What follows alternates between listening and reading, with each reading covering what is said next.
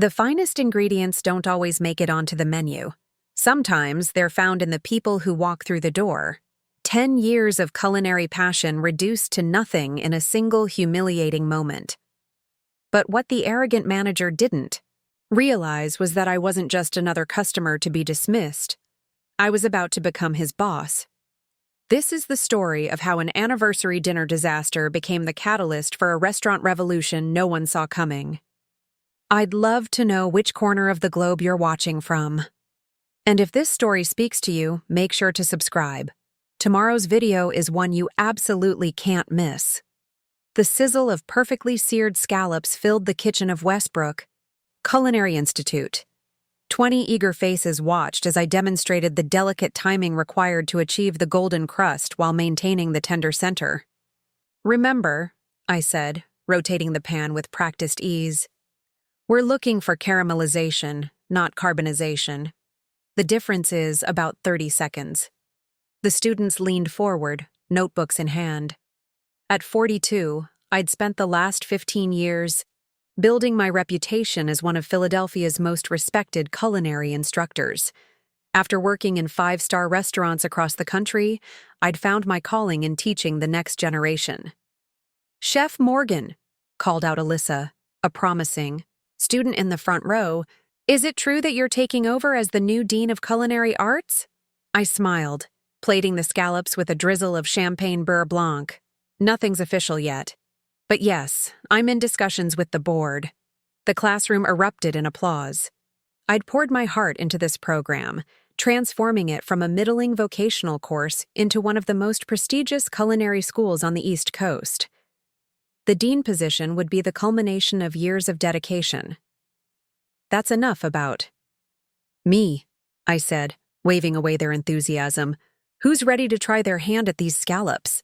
As the students moved to their stations, my phone vibrated in my pocket.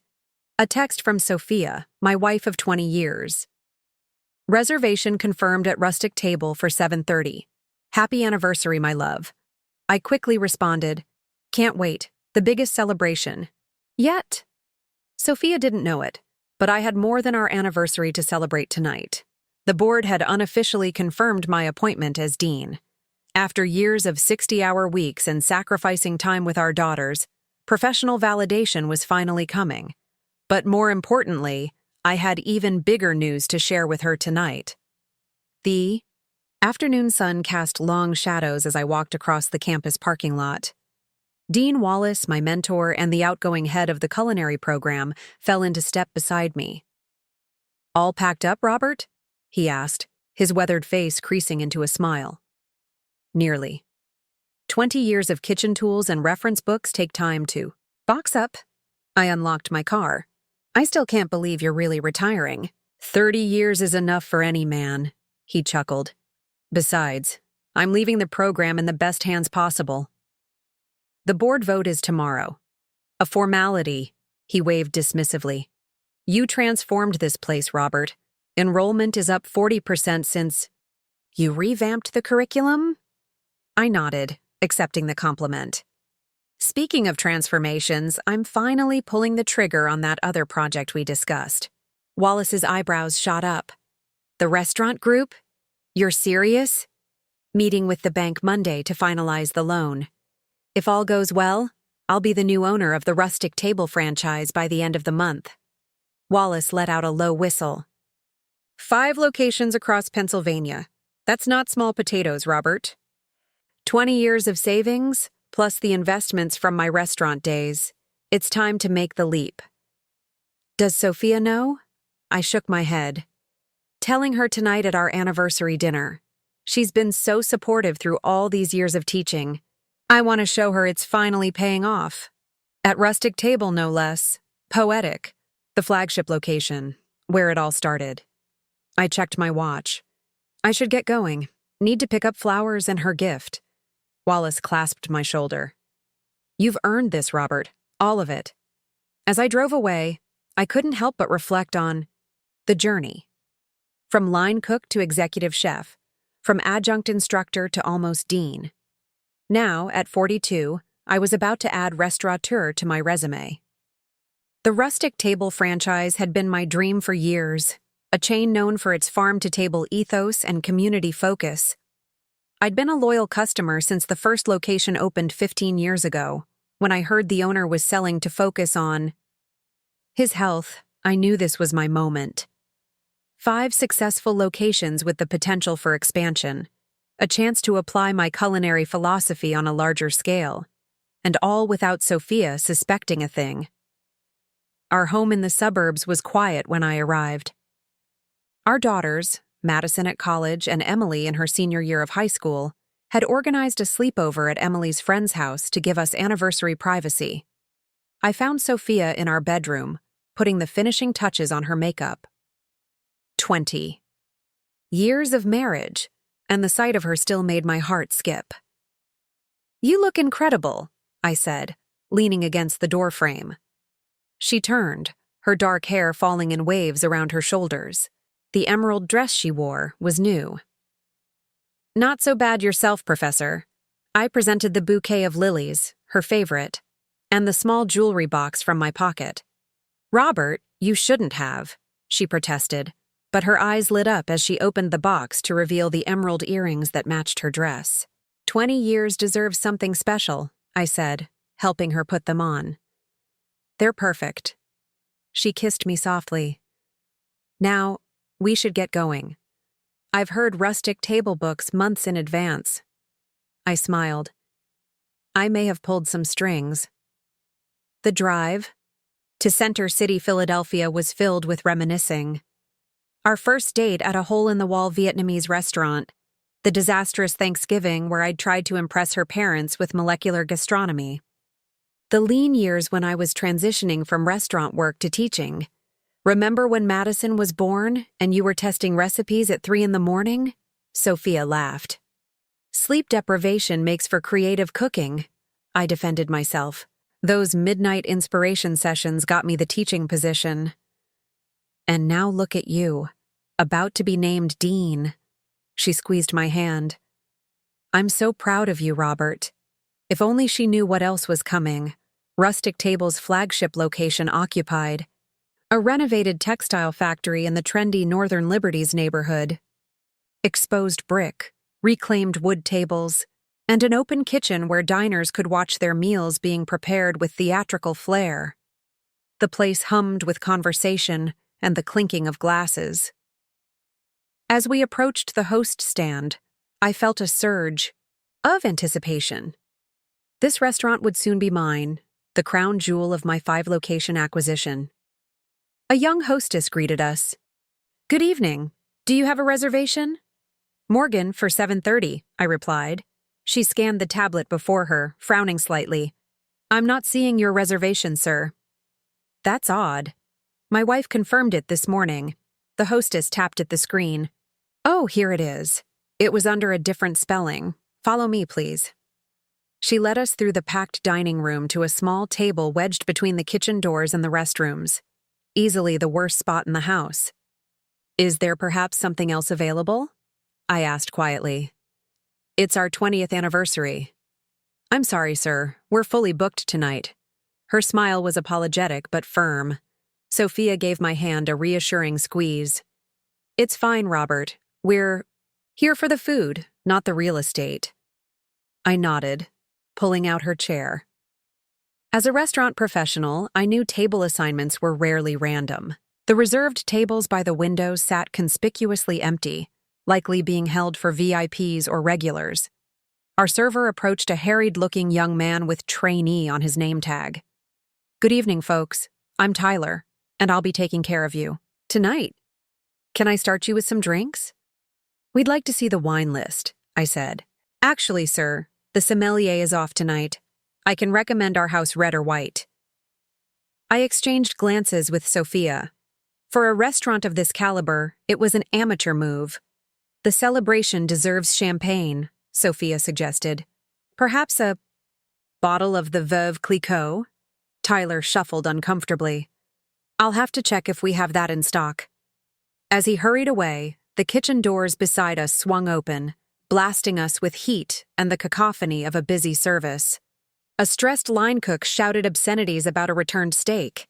Quite the romantic atmosphere, Sophia joked, raising her voice over the noise. Not exactly what I had in mind, I admitted. Tyler returned empty-handed. I'm sorry, we're out of the Veuve Clicquot. The manager suggested this as an alternative. He presented a bottle that I immediately recognized as being significantly lower quality, despite a similar price point. That's fine, I said, not wanting to make a scene on our anniversary. We'll take it. A lot of love and effort went into bringing this story to life. If you're enjoying it, we'd be so grateful if you'd subscribe to our channel. Now, back to where we left off. As Tyler struggled with the cork, I surveyed the restaurant with new eyes, not as a customer, but as its future owner. The service issues were becoming apparent. The timing between tables was off. Food runners were delivering dishes to the wrong parties. These were fixable problems with proper training and management. Once our champagne was poured into regular wine glasses, another faux pas, we placed our dinner orders. The kitchen doors continued to swing open at regular intervals, each time hitting the back of my chair. So, Sophia said, raising her glass, 20 years. Did you think we'd make it this far when you proposed to me in that tiny apartment with the broken stove? I laughed, remembering our humble beginnings. I knew we would. You were the one with doubts about marrying a broke-line cook with grandiose dreams. Best gamble I ever took. She blinked her glass against mine. To 20 more years of adventures. And to new beginnings, I added, thinking of the franchise deal waiting to be revealed. Our moment was interrupted by a commotion at a nearby table. A well-dressed couple was speaking animatedly to their server about something on their plates. The server looked overwhelmed, repeatedly glancing toward what I assumed was the manager's station. Finally, a tall man in a tailored suit approached the table. His body language was defensive rather than conciliatory. Even from a distance, I could tell he was dismissing their concerns rather than addressing them. That can't be good, Sophia murmured, following my gaze. The conversation escalated, with the male customer standing up to emphasize his point. The manager's response was loud enough for nearby tables to hear. Perhaps you'd be more comfortable at the Cheesecake Factory down the street, sir. Several diners gasped. The couple gathered their belongings and stormed out, the woman in tears. Unbelievable, I whispered, my professional sensibilities horrified. This was the flagship location of my future business, and the manager was driving away customers with insults. Tyler appeared with our appetizers, the famous rustic table crab cakes that had won regional awards. Except these looked nothing like the signature dish I remembered. Enjoy, he said before rushing off to another table. I cut into the crab cake, finding it mostly breadcrumbs with barely any discernible crab. The sauce had broken, separating into an oily mess on the plate. This can't be right, I said, frowning. Sophia tried hers. It's not great. Nothing like what they're known for. I flagged down Tyler as he passed. Excuse me, but these aren't the rustic table crab cakes? I'm sorry? He looked confused. I've had the crab cakes here many times. They're supposed to be 90% lump crab meat with minimal binder. These are mostly filler. Tyler's face flushed. Let me get my manager. As he scurried away, Sophia looked at me with amusement. The chef instructor can't turn it off, even on our anniversary? I smiled sheepishly. Sorry, but this is like serving a frozen pizza at a Neapolitan restaurant. The same manager who had dismissed the other couple approached our table, his expression a mixture of boredom and irritation. His name tag read, Blake Wilson, General Manager. Is there a problem with your appetizers? He asked without introduction. Yes, I replied calmly. These aren't the rustic table crab cakes. I've been coming here for years and— Sir, he interrupted, our executive chef revised the menu last month. These are the current crab cakes.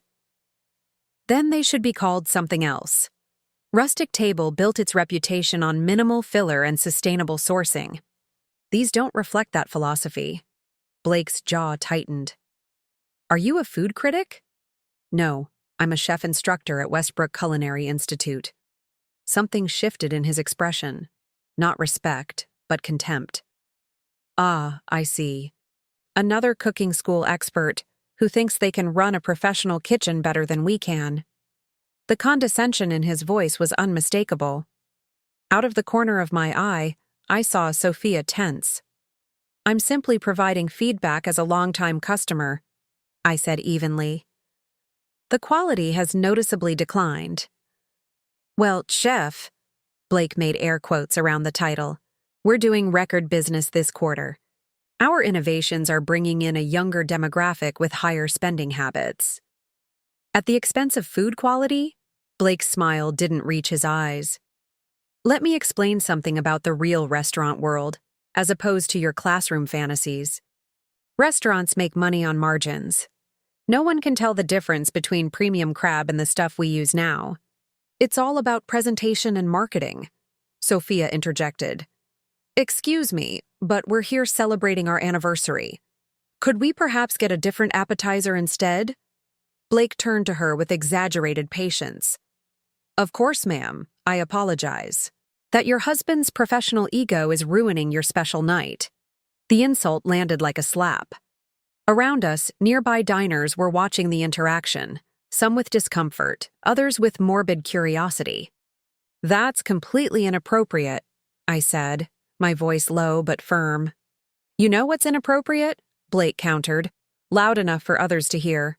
Coming into my restaurant and criticizing dishes you couldn't execute yourself.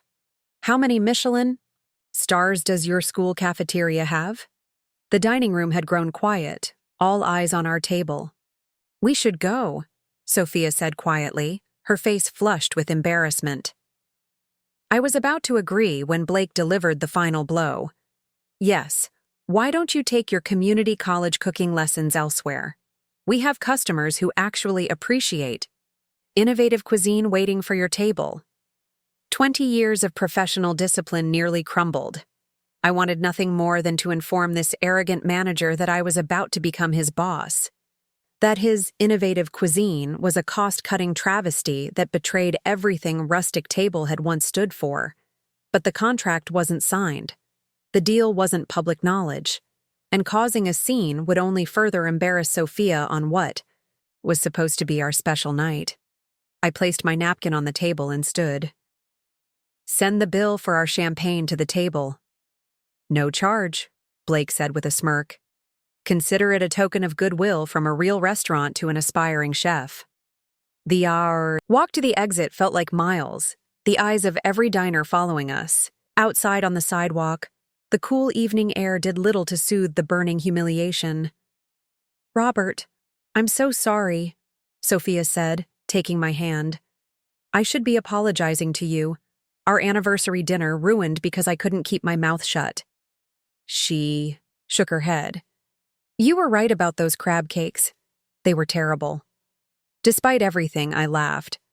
Not their finest moment. Let's grab a pizza and open that bottle of wine we've been saving, she suggested.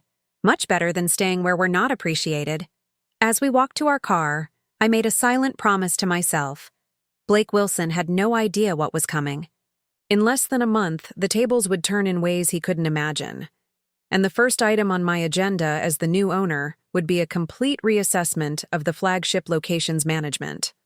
The local pizzeria 2 blocks from Rustic Table welcomed us with the comforting aroma of wood-fired dough and melted cheese. No pretension, no condescension, just good food served with genuine hospitality. 2 slices of the margarita and a beer, I told the cashier, a college-aged kid with a friendly smile.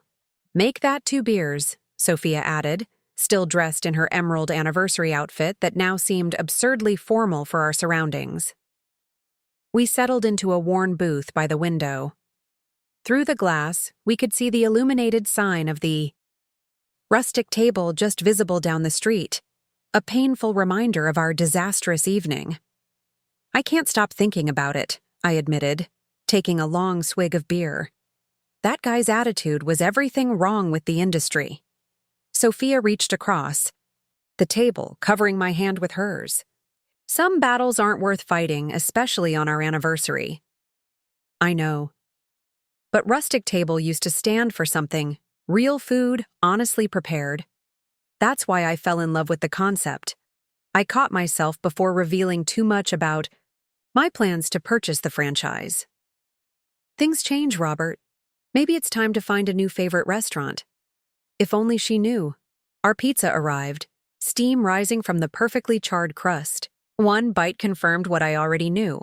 This unpretentious pizzeria cared more about food integrity than the once prestigious restaurant down the street. You know what Blake Wilson never considered? I said, folding a slice. That I might be in a position to affect his career someday, Sophia raised an eyebrow. Westbrook doesn't have any influence over Rustic Table, does it? Not directly, no. I took another bite, choosing my words carefully. But Philadelphia's culinary world is smaller than people think. Reputations matter. Just promise me you won't do anything impulsive. That man isn't worth your energy. Course not, I assured her, though my mind was already racing with the implications of becoming Blake Wilson's employer in less than a month. The remainder of our anniversary evening was salvaged with home-delivered wine and a classic movie on the couch. I managed to stay present with Sophia, though my thoughts occasionally drifted to the confrontation at Rustic Table. It wasn't just professional pride that had been wounded. It was the realization that the restaurant I was about to invest my life savings in had fundamental problems that ran deeper than one arrogant manager. Monday morning arrived with a mixture of excitement and apprehension. The board meeting to confirm my appointment as dean was scheduled for 10 a.m., followed by my meeting with the bank to finalize the restaurant franchise loan at 2 p.m. The faculty lounge buzzed with anticipation as I poured myself a cup of coffee. My colleague, Vanessa Wilson, approached with a wide smile. Today's the big day, Robert. Are we looking at the new Dean of Culinary Arts? If all goes according to plan, I replied, returning her smile. As if there's any doubt. The students started a petition supporting your appointment. Over 300 signatures. I was touched by the gesture, unnecessary as it might be. That's incredibly kind. Not kindness, appreciation. You've transformed this program. Dean Wallace appeared in the doorway, gesturing for me to join him. Board's assembling early. They want to speak with you before the official vote. I followed him down the hallway, past classrooms where students were already at their stations, the familiar sounds of kitchen preparation filling the air. Nervous? Wallace asked as we approached the administrative wing. A little, I admitted. It's a significant step up. Embrace it. The program needs your vision now more than ever. The boardroom fell silent as we entered. 8 members of the Westbrook Board of Trustees sat around the polished oak table, their expressions unreadable. President Harris, a distinguished woman in her 60s who had led the institution for over a decade, gestured to an empty chair. Robert, thank you for joining us. Please, have a seat. The formality in her tone sent a ripple of unease through me. This wasn't the atmosphere of a foregone conclusion. Before we proceed with the vote, President Harris continued, an issue has been brought to our attention that requires discussion. I glanced at Wallace, who looked as confused as I felt. President Harris slid a folder across the table. We received this information yesterday evening. It pertains to a public incident at Rustic Table Restaurant on Saturday night. My stomach dropped. Inside the folder was a printed social media post with accompanying photos, grainy but recognizable images of Sophia and me at our table, and me standing face-to-face with Blake Wilson. The caption read, Cooking school professor tries to be school chef at Rustic Table. Get put in his place. I don't understand, I said, though the sinking feeling in my chest suggested otherwise. What does this have to do with my appointment? Board member Jenkins, a conservative businessman known for his traditional views, cleared his throat. Westbrook. Culinary Institute prides itself on professional relationships with the local restaurant community. This incident suggests a lack of judgment that concerns us. With all due respect, I countered, this was a personal dinner on my anniversary. The manager was unprofessional and insulting. That's not how it's being portrayed, President Harris said gently. The post has gained significant traction in local restaurant circles. There's a narrative forming that you were using your position at Westbrook to intimidate restaurant staff. That's absurd. I only identified myself as an instructor after he asked if I was a food critic. Wallace leaned forward. This is clearly being misrepresented. Robert has an impeccable professional record. We're aware, President Harris assured him. However, perception matters in leadership positions. The dean serves as the public face of our culinary program. Jenkins interjected. Additionally, we've received a formal complaint from Rustic Table's corporate office this morning. The shock must have registered on my face because President Harris quickly added, they're not asking for disciplinary action. However, they've expressed concerns about potential conflicts if you assume a leadership role at Westbrook. I struggled to process what was happening. Blake Wilson had not only humiliated me at the restaurant, but had somehow managed to escalate the situation to threaten my career advancement. This is a simple misunderstanding, I said, fighting to keep my voice steady. I've been a loyal customer at Rustic Table for years. I can reach out to them directly to resolve this. That would be appropriate, President Harris nodded. In the meantime, we believe it prudent to delay the vote on your appointment until this matter is settled. The rest of the meeting passed in a blur. Assurances that this was merely a temporary setback. Suggestions for professional mediation. Recommendations to issue a brief statement of clarification. As Wallace walked me back to my office, his indignation was palpable. This is politics, plain and simple. Someone's using this molehill to create a mountain. But who? And why now? I wondered aloud, still reeling from the unexpected turn of events. Could be anyone. A jealous faculty member. A board member with their own candidate in mind. He paused outside my office door. Don't let this discourage you, Robert. Clear the air with Rustic Table, and we'll proceed with the vote next month. Next month.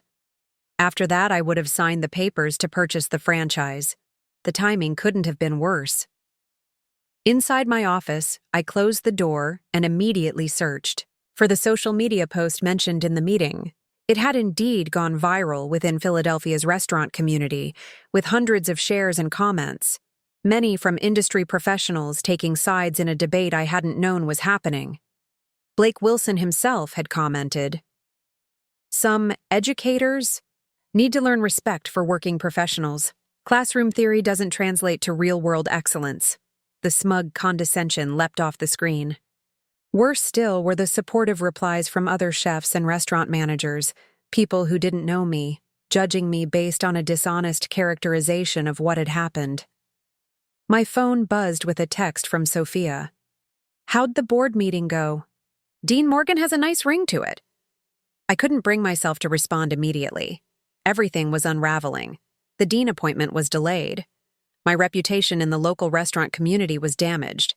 And in just 4 hours, I was supposed to sign loan papers for a business that had just formally complained about me to my employer. A knock at my door interrupted my spiraling thoughts. My assistant, Trevor, poked his head in. "Chef Morgan? There's someone here to see you. Says it's urgent." Before I could ask who, the door pushed open wider to reveal a face I recognized immediately. Not from personal acquaintance, but from countless magazine profiles and television appearances. James Rutherford, founder and CEO of Rustic Table. "Mr. Morgan," he said, extending his hand, "I believe we need to talk." Trevor quietly closed the door, leaving me alone with the restaurant magnate whose business I had been planning to buy. Rutherford was in his mid-60s, with silver hair and the weathered face of a man who had spent decades in kitchen heat. Despite his age, he carried himself with the energy of someone much younger. "Mr. Rutherford," I said, shaking his hand, "this is unexpected." Call me James, please. He sat in the chair opposite my desk without waiting for an invitation. I'm here about Saturday night's incident. I straightened in my seat. I was planning to reach out to your corporate office to clear up any misconceptions. Good. Though, I suspect there are misconceptions on both sides. His shrewd eyes assessed me. You've been a customer for years, I understand. Since you opened the Northern Liberties location. Yet Saturday was your first encounter with Blake Wilson. Yes. Has he been the manager for long? Rutherford's expression darkened slightly. 6 months. He came highly recommended from a restaurant group in Chicago. Impressive resume, excellent financial background. But, I prompted, sensing the unspoken qualification. But revenues are up while customer satisfaction is down, an unusual combination in this business. I considered how much to reveal. The quality has noticeably declined. The signature dishes aren't what they used to be. I suspected as much. I'm semi-retired now, health issues, but I still read every customer review. He leaned forward. What exactly happened Saturday night? I recounted the evening in detail. The poor table placement, the inexperienced server, the confrontation over the crab cakes, and Blake's public humiliation tactics. Rutherford listened intently, his expression growing grimmer with each detail. When I finished, he exhaled slowly. I owe you an apology, Mr. Morgan. What you experienced isn't what Rustic Table stands for. Yet your corporate office filed a complaint with my institution this morning. He looked genuinely surprised. What complaint?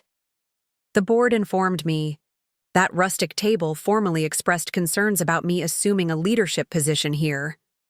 Rutherford's face flushed with anger. I authorized no such complaint.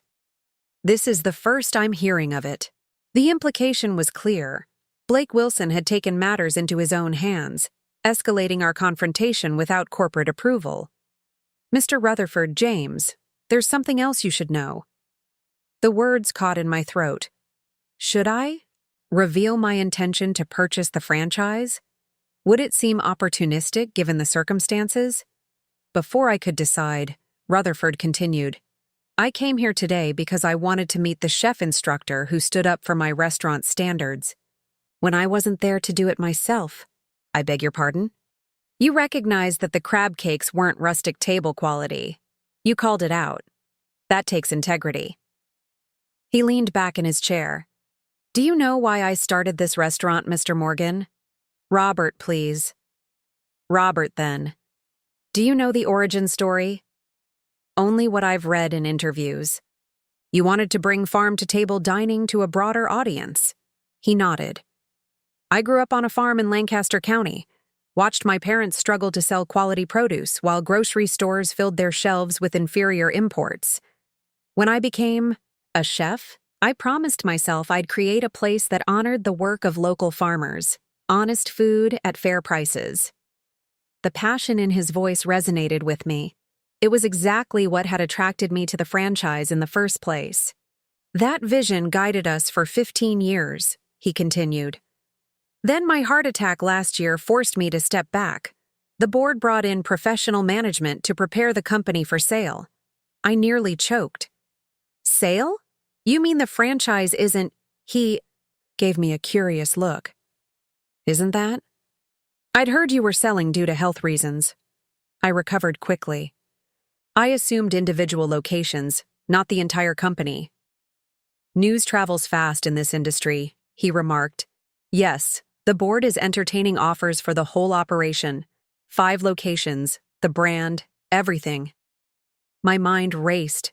The loan I was about to secure was for the franchise rights to those 5 locations, not ownership of the entire Rustic Table business. If Rutherford was selling everything, my deal would likely be null and void. Have you accepted an offer? I asked, trying to keep my voice casual. Not yet. The leading contender is a private equity group that specializes in scaling restaurant concepts nationally. His expression suggested he wasn't thrilled with this prospect. They see Rustic Table as a brand they can expand to 50 locations in 5 years. At the expense of the founding philosophy, I guessed. Precisely. The crab cakes you complained about? That's just the beginning. Their efficiency experts have already identified dozens of cost-saving opportunities that would fundamentally change what we offer. The irony wasn't lost on me. I had been preparing to buy into a franchise that was already being hollowed out from within. Rutherford stood suddenly. I should get to the point of my visit.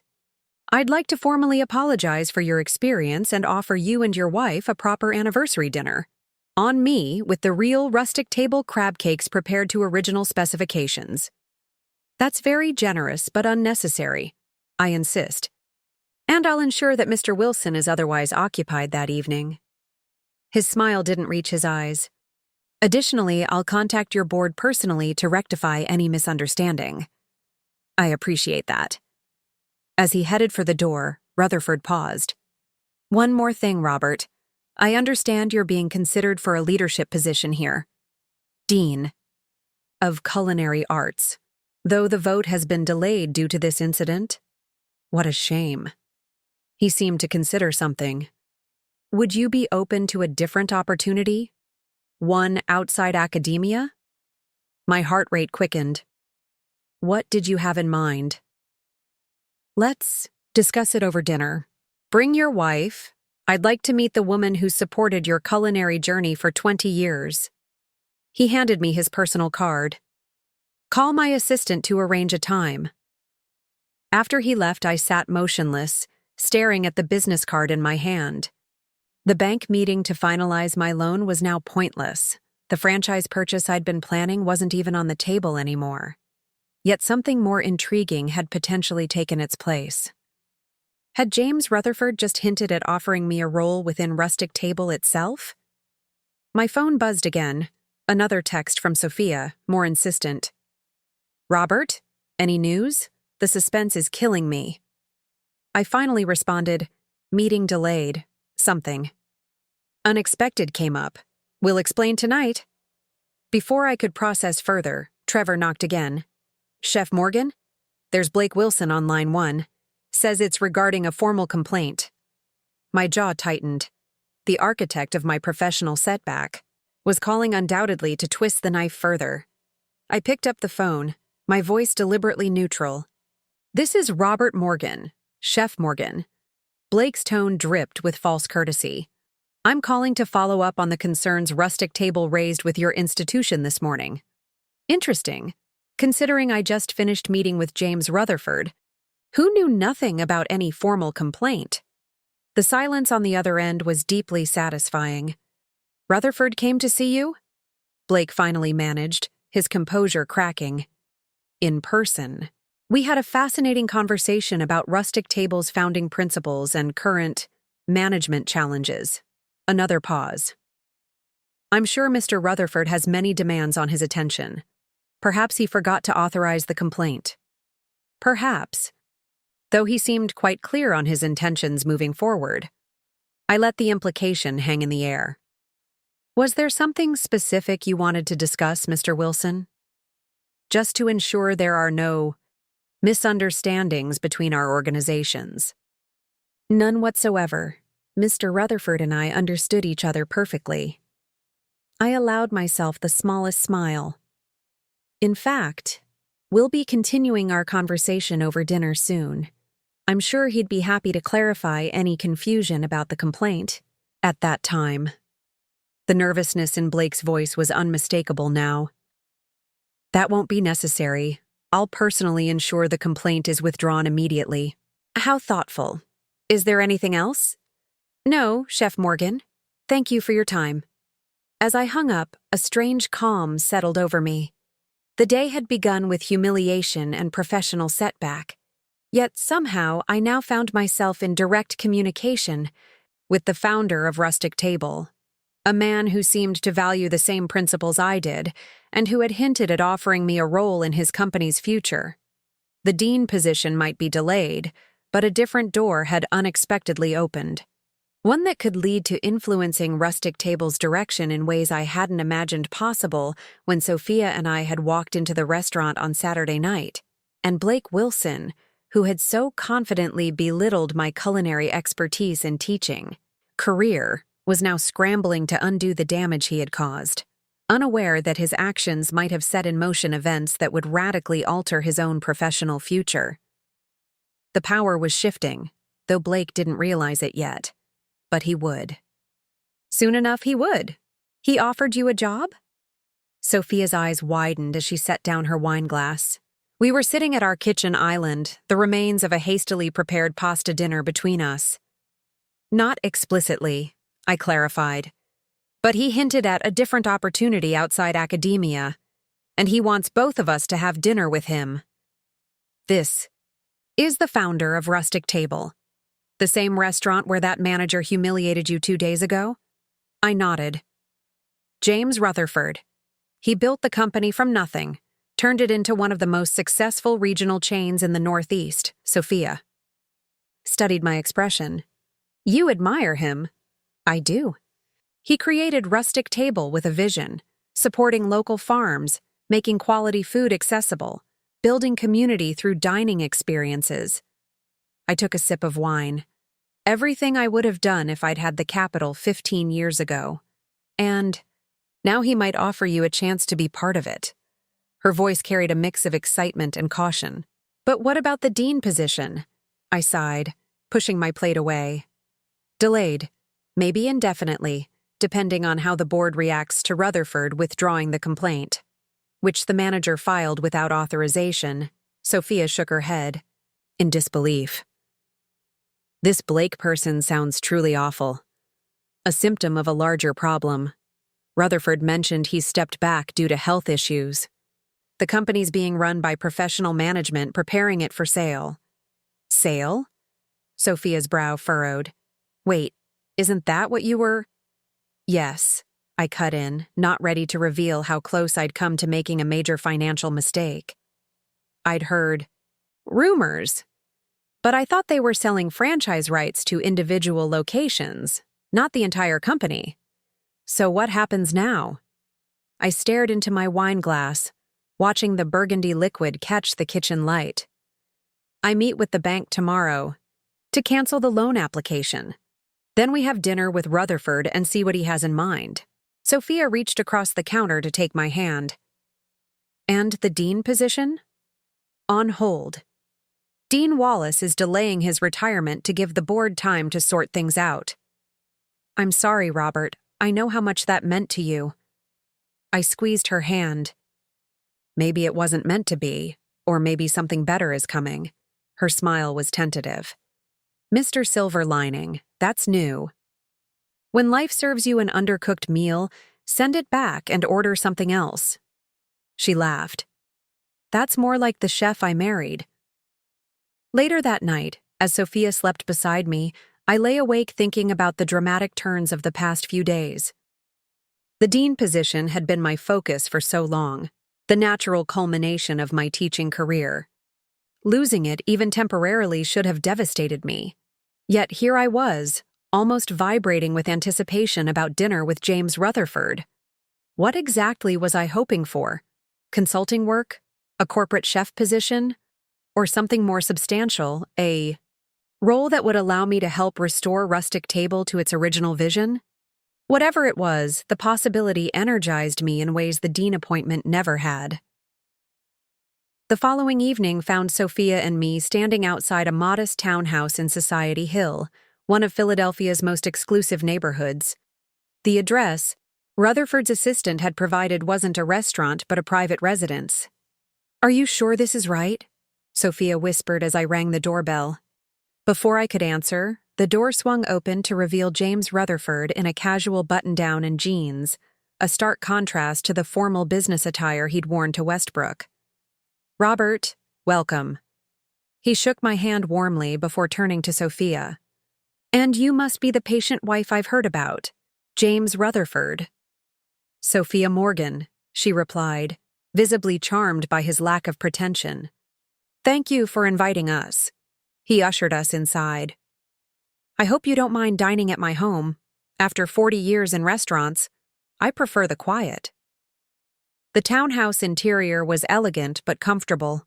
High ceilings, hardwood floors, and walls adorned with a fascinating mix of modern art and vintage culinary implements. A large open kitchen with professional-grade equipment dominated the first floor.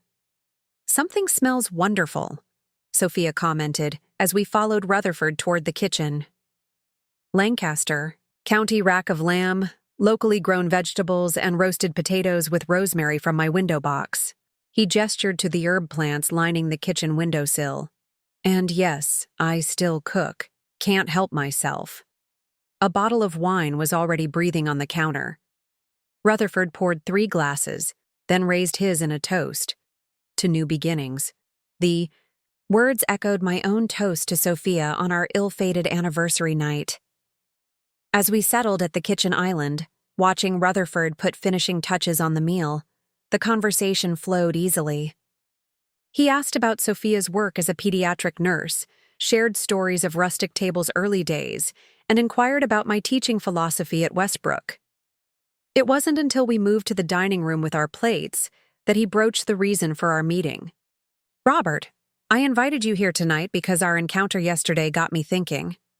He sliced into his perfectly medium-rare lamb.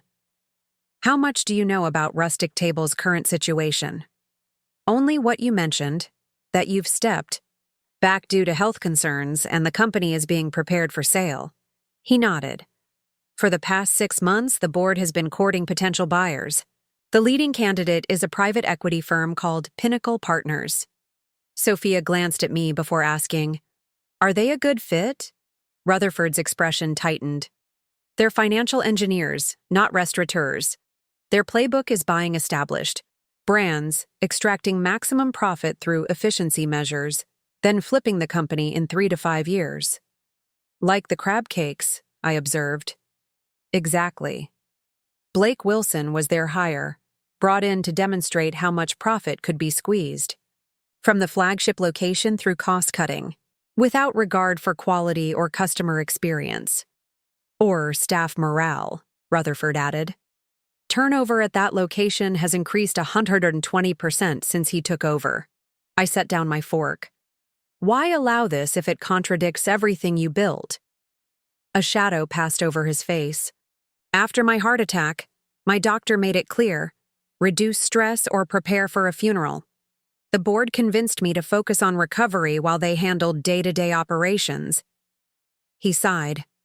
"By the time I realized what was happening, Pinnacle's people were already embedded throughout the organization." "Can't you stop the sale?" Sophia asked. "I no longer hold controlling interest. When we expanded to multiple locations 5 years ago, I took on investors. I still own 38% of the company, but the board votes as a block." The implications were clear. Rutherford was watching his life's work being dismantled by finance types who saw Rustic Table as spreadsheet cells rather than a culinary vision. "That's why I wanted to meet with you, Robert. Your reaction at the restaurant, your instinctive defense of what Rustic Table should be. It reminded me of myself 30 years ago." I felt a surge of pride at the comparison. "Which brings me to a proposition," Rutherford continued. "The sale isn't finalized yet. There's a final board meeting in 3 weeks to vote on Pinnacle's offer. Can it be stopped? Not by me alone, but with a credible alternative." He let the sentence hang in the air. Sophia leaned forward. "Are you suggesting Robert could help provide that alternative?" Rutherford smiled at her directness. "In a manner of speaking, I'm looking for a successor. Someone who understands the soul of Rustic Table, not just its balance sheet." My breath caught. "You want me to make a counteroffer to buy the company?" "Not exactly. I want to assemble an investment group to make a competitive bid, with you as the operational partner. I'd retain a small stake, but would transfer operational control to you." The room seemed to tilt slightly. "Mr. Rutherford, James, please." "James? I'm flattered, but I'm a chef instructor, not a restaurant executive." "You're selling yourself short. Your curriculum revitalization at Westbrook demonstrates strategic thinking. Your ability to mentor successful chefs shows leadership, and your instinctive recognition of quality speaks to your culinary standards. Even so, I don't have the capital to participate in such a venture. I'm not asking for your money, Robert. I'm asking for your commitment, your expertise, your passion. Rutherford leaned back. I can assemble investors who share our vision, for quality without compromise. What I need is someone I trust to implement that vision day to day. Sophia squeezed my leg under the table, a silent signal of her support. It would mean walking away from academia, I said, thinking aloud. From the security of tenure, from the dean position, if the board eventually approves it. True, Rutherford acknowledged. But it would also mean saving Rustic Table from becoming another soulless chain, preserving relationships with local farmers and artisans, creating something lasting. The opportunity was extraordinary, a chance to step into leadership of an established restaurant group, to preserve and expand a concept I'd admired for years. Yet the pragmatic part of me recognized the risks. I'd need to understand more about the financials, the current contracts, and the operational structure. Rutherford's face lit up. He recognized my response as interest rather than rejection. Of course, I'll have my assistant prepare a complete briefing package. Non-disclosure. Agreement required, naturally. Naturally, I agreed. And I'd like your input on the menu revitalization. Some locations have strayed significantly from our core philosophy. Sophia interjected, If I may ask, why Robert? I imagine you know many experienced restaurant executives. Rutherford's expression grew contemplative. Experience can be a double-edged sword. Most executives with the relevant resume have been trained in the same profit-first mentality that's destroying Rustic Table's identity. He turned to me. What I saw in your reaction at the restaurant, and in our conversation afterward, was a chef who understands that a great restaurant is more than food efficiency and table turnover. It's about creating experiences that nourish both body and soul. His words resonated deeply. It was exactly how I'd always described my teaching philosophy to students. Cooking as both science and soulcraft. I'll need time to consider, I said. This would be a significant life change. Of course, but not too much time. The board votes in 3 weeks. As we finished dinner and moved to the living room for coffee, the conversation shifted to more immediate concerns. What about Blake? Wilson? I asked. He's actively undermining the restaurant's reputation. Rutherford's expression hardened. Filing that unauthorized complaint crossed a line. He'll be dealt with. Firing him could create complications, I cautioned. If he's Pinnacle's plant, they might withdraw their offer. Which might be exactly what we need, Rutherford mused. But you're right. We need to be strategic. He considered for a moment. What would you suggest? The question caught me off guard. Was this a test? Rutherford watching how I'd handle a delicate management situation? Transfer him, I said after a moment's thought. Move him to one of the smaller locations away from the flagship. Frame it as a development opportunity, learning the full business from the ground up. Clever, Rutherford nodded approvingly. It addresses the immediate issue without creating unnecessary conflict. And if he refuses the transfer? Then he self-selects out, and we've solved the problem without direct confrontation. Sophia watched this exchange with interest, a small smile playing on her lips. Later, as we drove home, she voiced what I'd been thinking. He's already evaluating you as a potential executive. Seems that way, I admitted. And? How does it feel? I considered the question as Philadelphia's nighttime skyline unfolded before us. Unexpected, exciting, terrifying. All appropriate reactions. She placed her hand on mine as it rested on the gear shift. Do you think you'll accept? I don't know yet. It's a massive risk compared to the dean position. But I can't stop. Thinking about the possibilities. She squeezed my hand. For what it's worth, I haven't seen you this energized about work in years. She was right.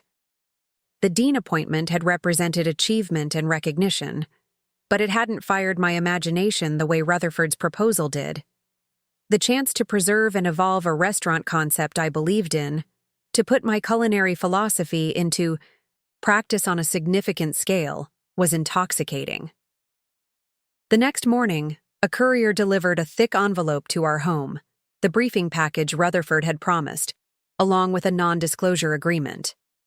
I spent hours at the dining room table, poring over financial statements, organizational charts, and market analyses. The picture that emerged was both concerning and promising. Rustic Table remained profitable, but customer satisfaction metrics had declined steadily over the past 6 months. Staff turnover was increasing across all locations. Food costs had been artificially reduced through quality compromises. Yet the brand still carried tremendous goodwill. Online reviews consistently mentioned disappointment rather than dismissal, customers wanting to love the restaurant they remembered, hoping for a return to form. There was a foundation to build upon, a legacy worth saving. My phone rang. Dean Wallace calling from Westbrook. Robert, good news. The board received formal notification from Rustic Table withdrawing their complaint. President Harris is prepared to reschedule the vote on your appointment for next week. The timing was almost comedic. After days of uncertainty, the dean position was suddenly back within reach, just as an entirely different opportunity had presented itself. That's excellent, I managed. Wallace's tone shifted. You don't sound thrilled. No, I am. It's just been a chaotic few days. Understandable. But this clears the path. In 2 weeks, you'll officially be Dean Morgan. 2 weeks. 1 week before, the Rustic Table Board would vote on Pinnacle's offer. 1 week before, I'd need to decide whether to join Rutherford's counter-proposal. Dean, are you there? Yes. Sorry. Just processing. This is very good news. Excellent. Oh, and the faculty is planning a small celebration after the vote. Nothing elaborate, just drinks at Harrington's. I appreciate that. After hanging up, I returned to the dining table, mind racing. The dean position represented security, prestige, and the culmination of my academic career. Rutherford's offer represented risk, challenge, and the fulfillment of a different dream. One I'd set aside years ago when practical considerations led me to teaching. I was so absorbed in thought that I didn't hear Sophia enter until she placed a cup of coffee beside me. You've been at this for hours, she observed, glancing at the papers spread across the table. It's a lot to process. And? What's your assessment? I leaned back, stretching muscles stiff from hours of concentration. The company is fundamentally sound. The recent decline is engineered. Deliberate choices to boost short-term profits at the expense of long-term sustainability. By this Blake person and his allies? Partly. But they're just implementing a playbook. The real issue is the shift in leadership philosophy. I shuffled through the papers until I found the organizational chart. Look at these executive changes in the past 6 months. Every senior role is filled with someone from a mass-market chain background. Sophia studied the document. So, Rutherford's vision is being systematically replaced. Exactly. They're positioning Rustic Table as just another mid-tier chain, indistinguishable from a dozen competitors. Can it be reversed? With the right team and sufficient capital to weather the transition? Absolutely. I gathered the papers into the folder. The question is whether I'm the right person to lead that effort. Sophia sat beside me, her expression thoughtful. You know what this reminds me of? That crossroads we faced when you were offered the executive chef position at Meridian in New York. I nodded, remembering. Prestigious role, career-making opportunity. But you turned it down to teach at Westbrook because you believed you could have more impact by shaping a generation of chefs than by running a single kitchen. Best decision I ever made, I acknowledged. And now you're at another crossroads. Dean of Culinary Arts, influencing hundreds of future chefs. Or operational partner at Rustic Table, potentially reshaping a regional restaurant group. When you put it that way, they're not so different. Both are about influence and legacy. Sophia smiled. Exactly. So the question isn't which role is more prestigious or secure. It's which one allows you to best express your culinary philosophy. Her clarity cut through my confusion like a sharp knife through butter. The dean position would allow me to influence future chefs through education. The Rustic Table opportunity would allow me to demonstrate that philosophy in practice, to create a living example of how restaurants could balance quality, accessibility, and sustainability. And if I was honest with myself, the restaurant path excited me in ways the academic promotion didn't. I think I need to talk to Dean Wallace, I said finally. There's a courtesy call I need to make before I make any decisions. Sophia nodded. Want me to come with you? No, this is a conversation I need to have one-on-one. But thank you for helping me clarify my thinking. Always. She kissed my cheek. Whatever you decide, I'm with you. As I drove to campus, I rehearsed various ways to tell Wallace that I might decline the dean position, the very role he had been grooming me for over the past 3 years. None of the scenarios felt right. When I arrived at his office, however, Wallace took one look at my expression and surprised me with his first words. You've been offered another opportunity. I blinked. How did you know? He gestured for me to, Robert, I've known you for 15 years. You've wanted this dean position for at least 5 of them. Yet here you are, looking like a man facing a difficult choice rather than celebrating the removal of an obstacle. It's complicated. It usually is when opportunity knocks unexpectedly. He leaned back in his chair. Tell me about it. A restaurant. Group? Dean Wallace's eyebrows shot up. Now that's unexpected. I'd just finished explaining Rutherford's proposal.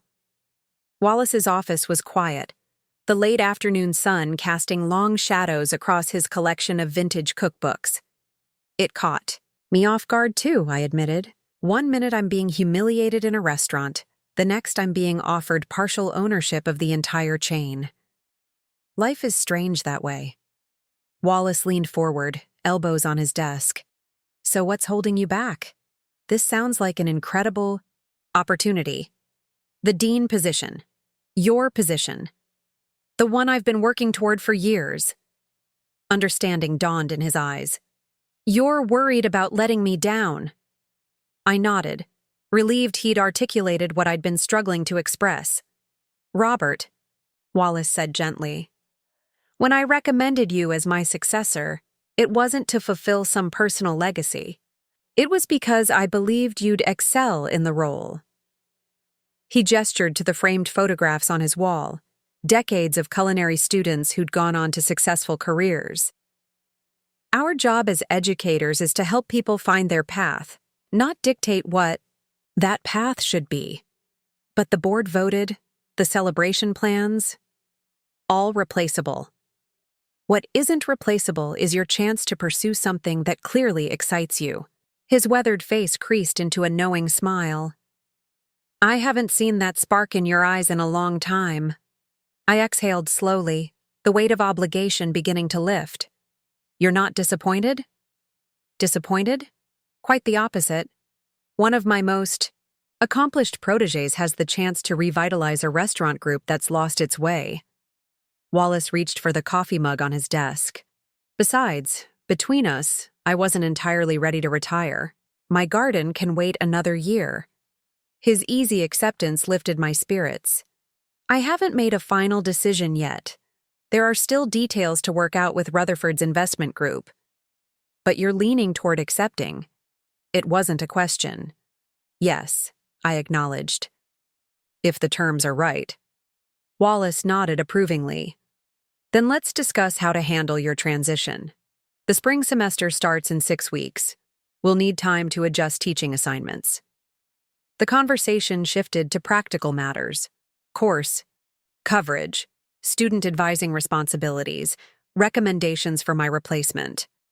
Wallace's support made it clear that this wasn't an either-or choice between loyalty and opportunity. It was possible to honor my commitments to Westbrook while pursuing this new direction. As our meeting concluded, Wallace walked me to the door.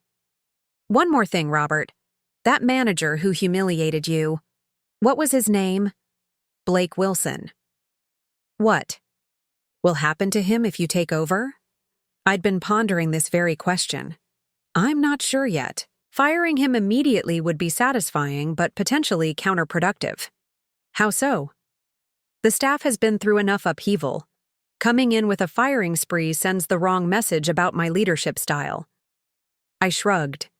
Besides, he deserves the chance to adapt to the new direction or to fail trying. Wallace clapped me on the shoulder. "And that, Robert, is why you'll make an excellent restaurateur. You understand that management is about more than personal vindication." His words stayed with me as I drove home, mind racing with possibilities. When I accepted Rutherford's offer, I would need to approach the situation strategically. Blake Wilson was just one piece of a larger puzzle. The entire organization needed realignment with its original vision. My phone rang through the car speakers, an unknown number. "Robert Morgan speaking." "Chef Morgan, this is Blake Wilson from Rustic Table." The voice sent a jolt of adrenaline through my system. "Mr. Wilson, this is unexpected. I'm calling to personally apologize for the misunderstanding during your anniversary dinner." His tone was stiff, clearly rehearsed. Rustic Table values all our customers, especially those with culinary expertise. I appreciate the sentiment, though I wonder why you're calling now, after filing a formal complaint with my institution. A pause. "That situation has been rectified. The complaint was withdrawn." "Yes, I'm aware. Curious timing, immediately after my meeting with James Rutherford." Another, longer pause. "Mr. Rutherford sometimes takes a personal interest in customer service issues." "Is that what you consider this? A customer service issue?" "Chef Morgan, I'm trying to extend an olive branch. We'd like to invite you and your wife back to experience Rustic Table properly. Complimentary dinner, VIP treatment." I pulled into my driveway, turning off the engine but remaining in the car to finish the conversation. "That's generous. May I ask if this invitation is your initiative or Mr. Rutherford's?" Blake's discomfort was palpable even through the phone. "Mr. Rutherford suggested it would be appropriate." "I see. Well, Mr. Wilson, I appreciate the gesture, but I've already accepted a dinner invitation from Mr. Rutherford personally." "You have?" The surprise in his voice was genuine. "Yes. In fact, we had a lovely meal at his home last night." The silence that followed spoke volumes. Blake was clearly processing the implications of Rutherford taking such a personal interest in the customer he'd humiliated. "That's wonderful," he finally managed. "Mr. Rutherford rarely entertains these days." "So I gathered. Is there anything else, Mr. Wilson?" "I've just arrived home." "No, that's all. Thank you for your time, Chef Morgan." I ended the call with a strange sense of satisfaction. No direct confrontation, no accusations, just the subtle establishment of a changing dynamic. Blake now knew I had direct access to his boss, and that created a very different power balance than our previous encounter. Inside, I found Sophia in the kitchen preparing dinner. The aroma of simmering tomato sauce filled the air. "How did it go with Wallace?" she asked, stirring the pot. "Surprisingly well. He practically pushed me out the door and into Rutherford's arms." She laughed. "I told you he'd understand. Wallace has always seen the bigger picture." Speaking of understanding, I just had the strangest call from Blake Wilson. Sophia turned, eyebrows raised. "The manager who humiliated you? What did he want?" I explained the awkward apology and invitation as I poured us each a glass of wine. "Rutherford's working fast," she observed, "making sure his people fall in line with whatever he's planning." "It certainly seems that way." I handed her a glass. I'm meeting with Rutherford's attorney tomorrow to discuss terms for the partnership agreement. So you're really doing this? I nodded, surprised by my own certainty. Yes. If the terms are reasonable, I'm going to accept. Sophia raised her glass.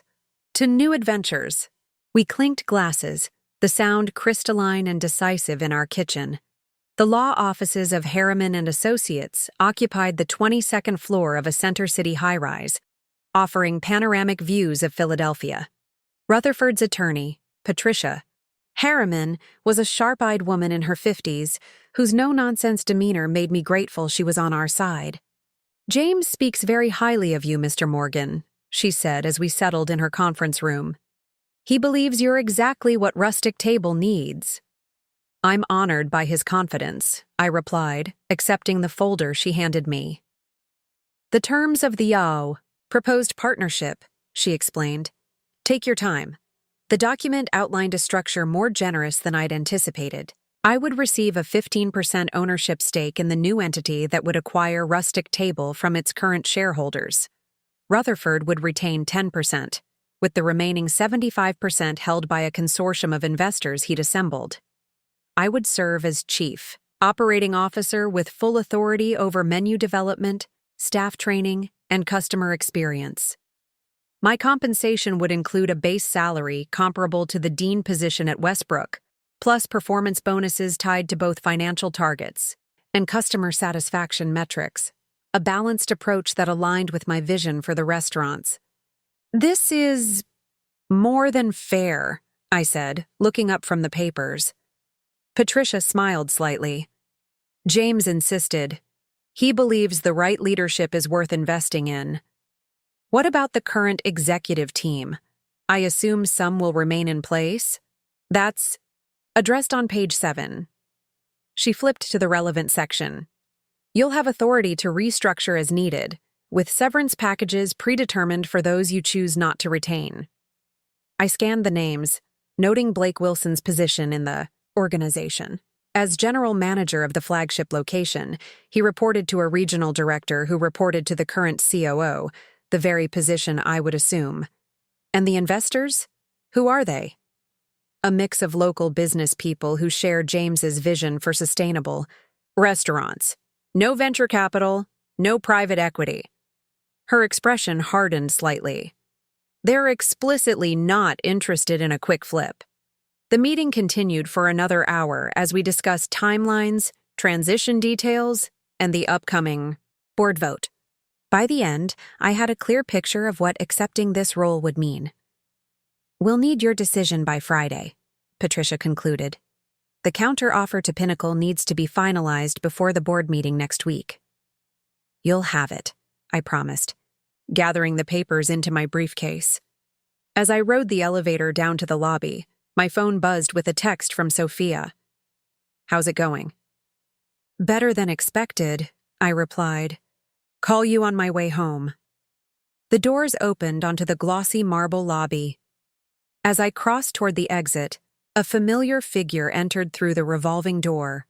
Blake Wilson, immaculately dressed in a tailored suit, looking harried. Our eyes met. Recognition flickered across his face, followed by confusion. Chef Morgan? Mr. Wilson. Quite a coincidence. He glanced toward the elevator bank, then back to me. Do you have business in this building? Just concluded some, actually. I kept my tone casual. And you? Meeting with an associate. His eyes narrowed slightly.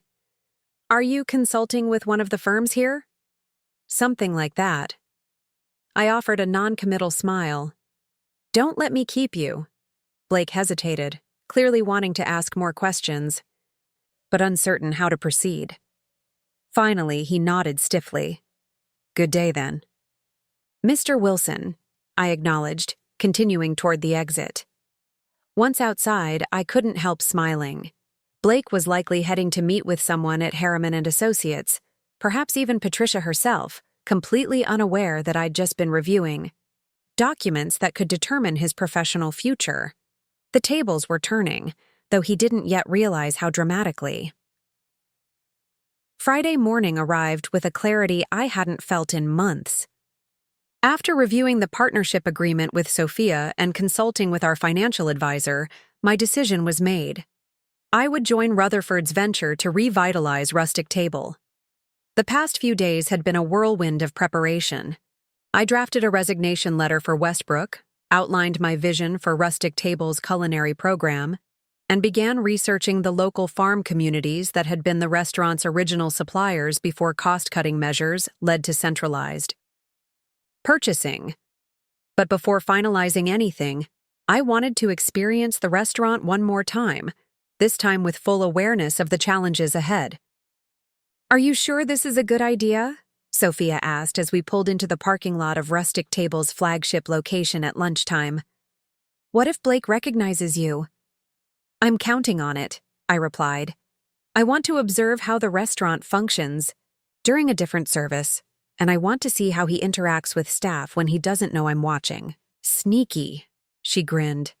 "I like it." Inside, the restaurant was moderately busy with the lunch crowd, a mix of business people and shoppers from the nearby retail district. The hostess, different from our previous visit, led us to a decent table, near a window. "Your server will be right with you," she said cheerfully. I scanned the dining room, noting the staffing levels, the pace of service, and the body language of the employees.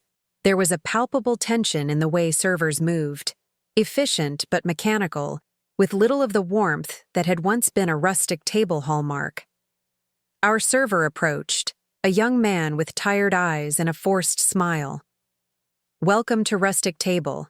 My name is Marcus. Can I start you with something to drink?"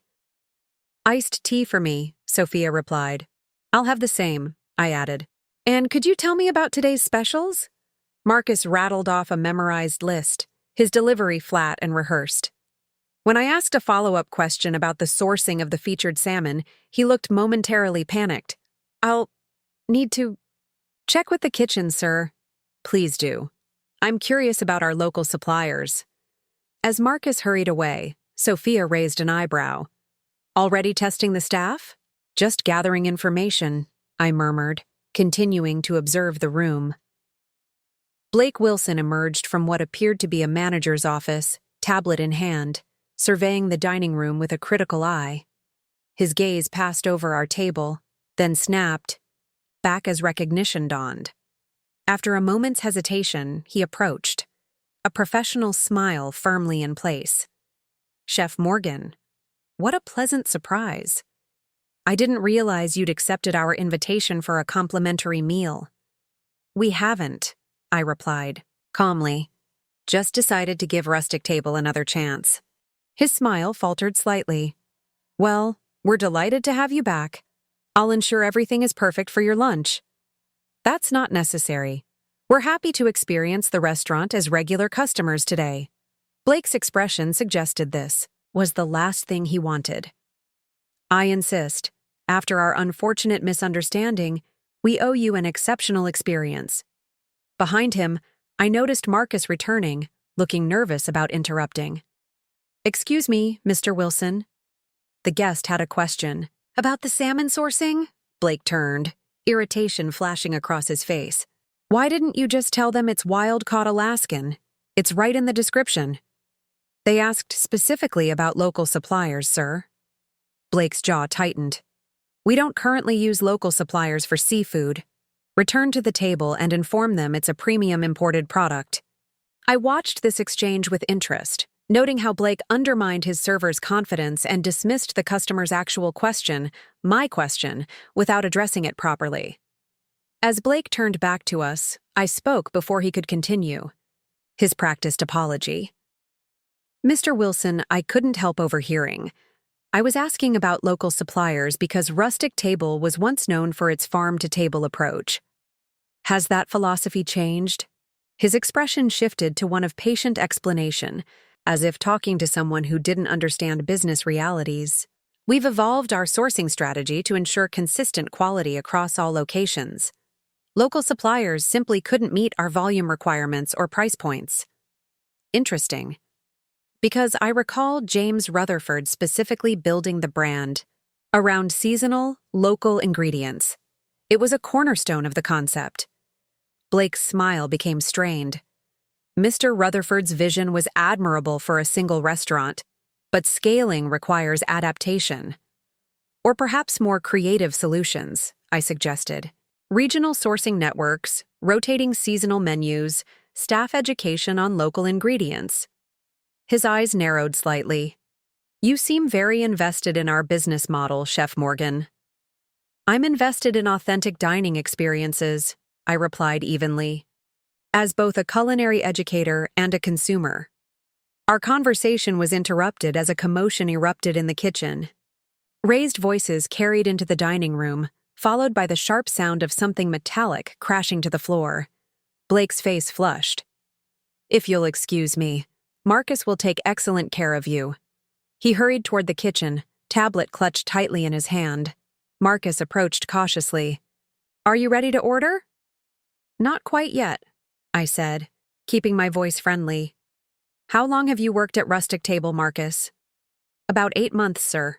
Do you enjoy it here? He glanced nervously toward the kitchen doors. It's a job. Has it always been this tense? Marcus hesitated, loyalty warring with honesty. It used to be different. More like a family. He lowered his voice. The chef quit last month. 3rd one this year. High turnover? The highest. His expression became earnest. It's not the place it used to be, honestly. But we're trying. I nodded sympathetically. I appreciate your candor, Marcus. We'll need a few more minutes with the menu. As he walked away, Sophia leaned forward. Getting the inside scoop? Confirming what the number suggested. There's a culture problem here, not just a menu problem. I tapped the laminated menu. Notice how many items are marked signature, yet bear no resemblance to what Rustic Table originally offered. Bait and switch, she observed, using the reputation while changing the substance. Exactly. And the staff knows it, which kills morale and service quality. We ordered simple dishes, a salad for Sophia, soup for me, basic items that would reveal the kitchen's attention to fundamentals. When they arrived, the execution confirmed my suspicions. Serviceable but uninspired, with pre-made components and sloppy plating. Blake did not reappear during our meal, likely occupied with whatever crisis had erupted in the kitchen. As we paid, our bill, insisting on doing so despite Marcus's mention that the manager had intended to comp our meal, I left a generous tip and my business card with a note on the back. You're right about what this place used to be. Changes are coming. Outside in the parking lot, Sophia linked her arm through mine. Well, that was illuminating. And depressing, I added. There's so much work to be done. But you're excited about it. I smiled, realizing she was right. Despite the clear challenges, ahead I felt energized rather than daunted. Yes, strangely I am. Then it's the right decision. We drove directly to Patricia Harriman's office, where I signed the preliminary partnership agreement. It was official. Pending the board's rejection of Pinnacle's offer, I would become the new chief operating officer of Rustic Table, with a significant ownership stake in the company. As Patricia filed the documents, she mentioned casually, I saw Blake Wilson in the lobby earlier this week. He seemed surprised to encounter you here. We ran into each other briefly, I acknowledged. He was meeting with legal counsel from Pinnacle Partners. They're getting nervous about James's counteroffer. Do they know I'm involved? Not yet. Her smile was razor sharp. That revelation is scheduled for the board meeting on Wednesday. Wednesday, 5 days away. 5 days until Blake Wilson would discover that the culinary instructor he had humiliated was about to become his boss. The thought shouldn't have been as satisfying as it was. Professional leadership was about more than personal vindication, as Dean Wallace had reminded me. Yet I couldn't help but anticipate the moment when Blake would realize how dramatically his arrogance had backfired. As we left the building, my phone rang. James Rutherford calling. Robert, Patricia tells me you've signed. Excellent news. Thank you for the opportunity, James. I won't let you down. I know you won't. Listen, the board meeting has been moved up to Monday. Pinnacle caught wind of our counteroffer and is pushing for an expedited vote. My pulse quickened. That accelerates our timeline. Indeed, I'd like you to join me at the meeting, not to present yet, but to observe. If the board rejects Pinnacle's offer, we'll announce your role immediately afterward. I'll be there. Perfect. And Robert? I've been thinking about your suggestion regarding Blake Wilson. The transfer to a smaller location as a development opportunity. Brilliant approach. Thank you. I'm implementing it today. By Monday, he'll be managing our smallest location in the suburbs, if he accepts the transfer, of course. And if he doesn't? Rutherford's tone carried a hint of steel beneath the gentility. Then he'll be tendering his resignation. Either way, by the time you officially take the reins, that particular problem will be resolved. After ending the call, I shared the updates with Sophia as we drove home. So Blake won't even be at the flagship location when you take over? She asked, sounding almost disappointed. Apparently not. Rutherford's handling that issue personally. Part of me was looking forward to seeing his face when he realized you were his new boss. I laughed. That would have been satisfying, I admit, but this is cleaner, more professional. Always the pragmatist, she teased. Not entirely, I countered. I'm leaving a secure academic position to revitalize a struggling restaurant group. That's hardly the safe choice, she squeezed my hand. It's the right choice. I've never seen you this engaged, this passionate about a professional opportunity. As we pulled into our driveway, my phone chimed with a text message from an unknown number. I opened it to find, transfer offer received. Curious timing. Even more curious that Rutherford mentioned your name during our conversation. What's your involvement in all this? Blake Wilson. Sophia read the message over my shoulder. He's connecting the dots. Too little, too late, I replied, putting my phone away without responding. Blake's discovery of my new role would come soon enough, formally, professionally, and without the personal confrontation he was clearly trying to provoke. The transformation of Rustic Table was already beginning, and with it, my own professional metamorphosis from educator to restaurateur. The path ahead would be challenging, but for the first time in years, I felt perfectly aligned with my purpose. All because a restaurant manager had humiliated me on my anniversary, never suspecting I would soon have the opportunity to buy the entire franchise. The Rustic Table corporate headquarters occupied a converted industrial building in Philadelphia's Spring Garden neighborhood. Exposed brick walls, reclaimed wood furnishings, and vintage kitchenware displays spoke to the brand's original farm-to-table identity, an identity that recent management had been systematically dismantling. I straightened my tie as I walked, alongside James Rutherford toward the boardroom.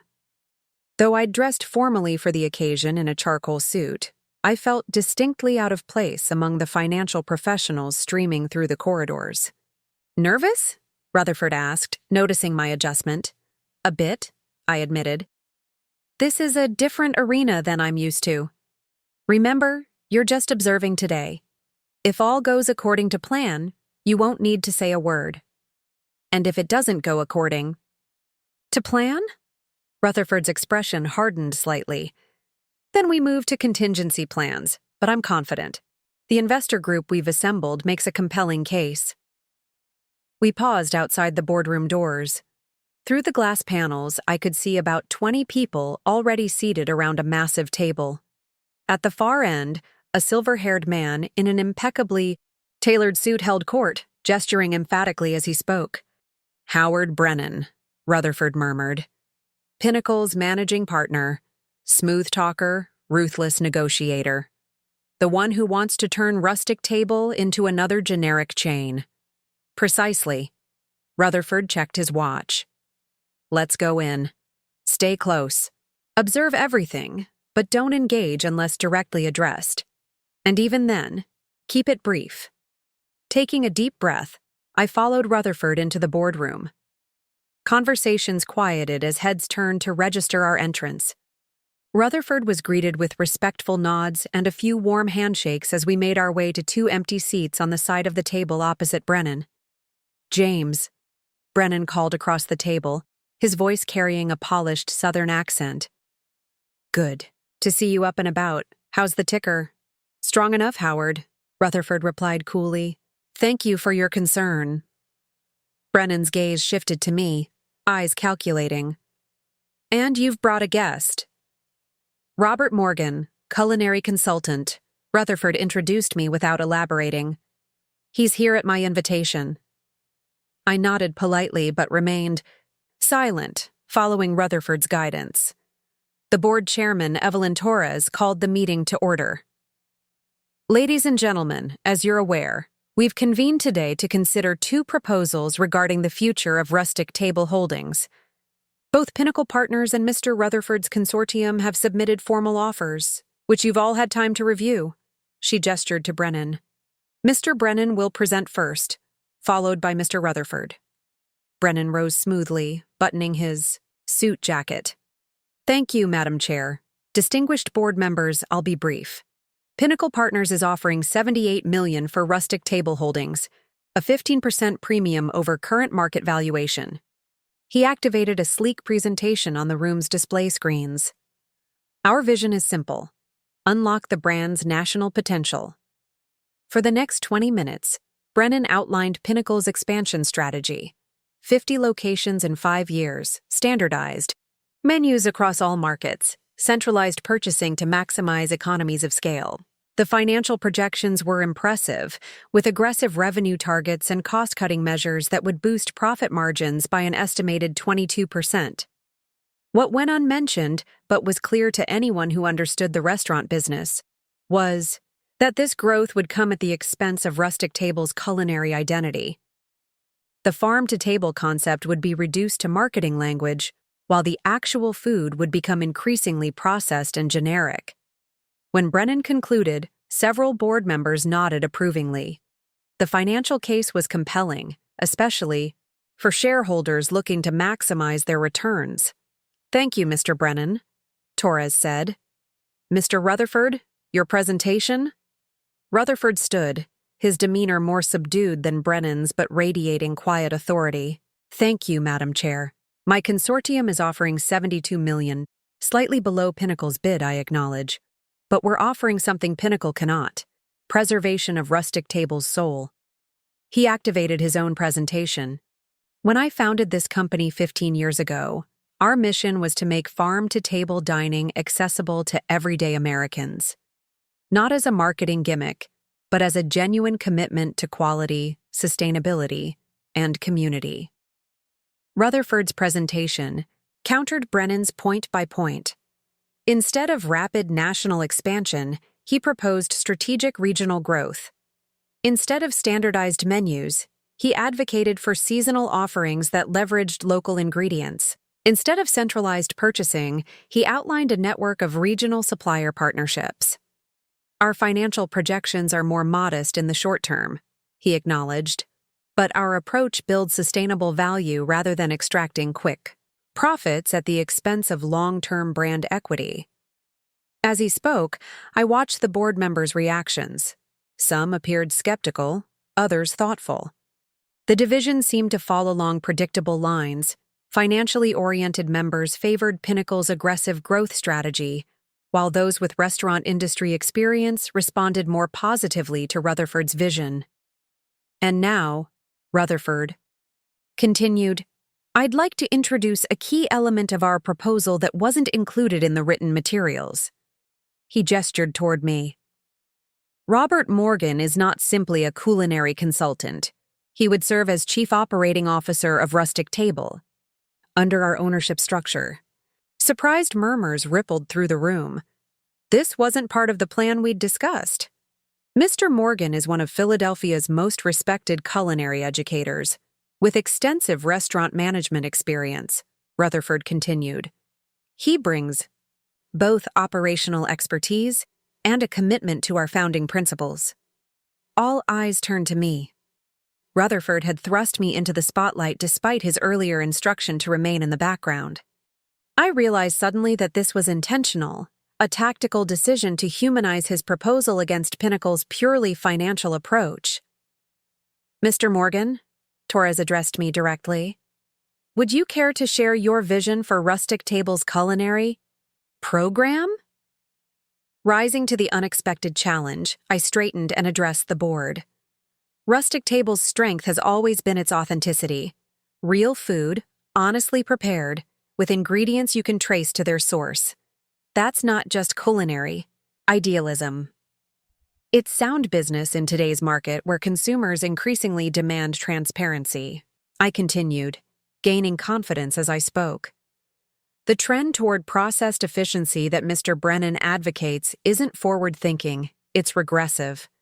The most successful restaurant groups of the past decade have moved toward exactly what Rustic Table originally stood for: quality ingredients, skillful preparation, and genuine connection to community.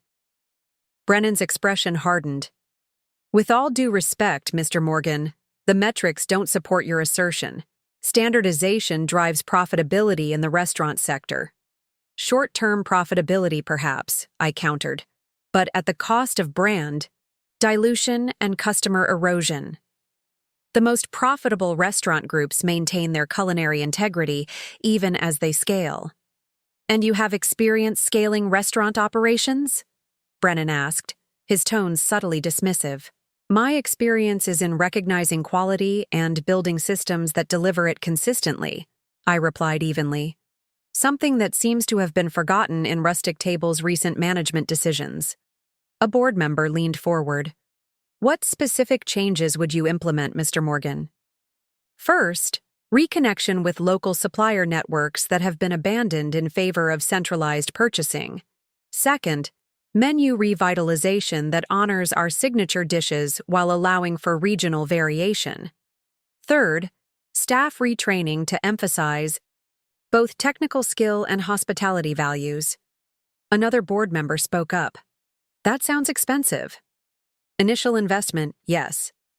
But the returns manifest in customer loyalty, word-of-mouth marketing, and staff retention, areas where Rustic Table has declined significantly in the past 6 months. The observation landed with impact.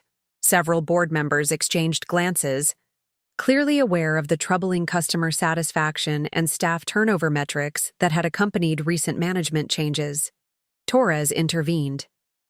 Thank you, Mr. Morgan. Mr. Rutherford, please continue.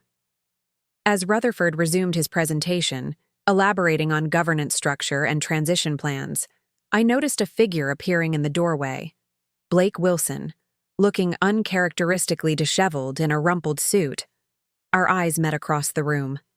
Recognition dawned in his expression, followed by confusion, then growing alarm as he scanned the room and noted my position beside Rutherford. Blake remained frozen in the doorway for several moments before a staff member approached and whispered, something that caused him to retreat. But the damage was done. He had seen me at the board meeting, seated with Rutherford, clearly involved in the company's future. The presentation continued without interruption, but my mind raced with questions. Why was Blake here? Had he refused the transfer Rutherford ordered? Was he attempting to insert himself into the board's decision-making process? When both presentations concluded, Torres called for questions from the board. The discussion that followed revealed a deeply divided group, some enticed by Pinnacle's financial promises, others persuaded by Rutherford's vision for preserving the brand's integrity. After nearly an hour of debate, Torres announced, "We'll now move to a closed vote. Mr. Brennan, Mr. Rutherford, Mr. Morgan, if you would please step outside while the board deliberates." In the hallway, Brennan approached us directly. Interesting strategy, James. Bringing in a ringer to make an emotional appeal. Not emotional, Howard. Practical, Rutherford replied calmly. Robert understands what makes restaurants successful beyond the balance sheet. Brennan turned his attention to me. Mr. Morgan, I admire your passion, but passion doesn't scale. If by some miracle the board accepts your proposal, you'll learn that hard truth very quickly. Before I could respond, movement at the end of the corridor caught my attention. Blake Wilson was approaching, his expression a storm of conflicting emotions. "Mr. Rutherford," he called. "A moment of your time, please?" Rutherford exchanged glances with me. "Excuse me, gentlemen." He stepped away to meet Blake, leaving me with Brennan. "You know," Brennan mused, watching the exchange, "we could use someone with your culinary background at Pinnacle.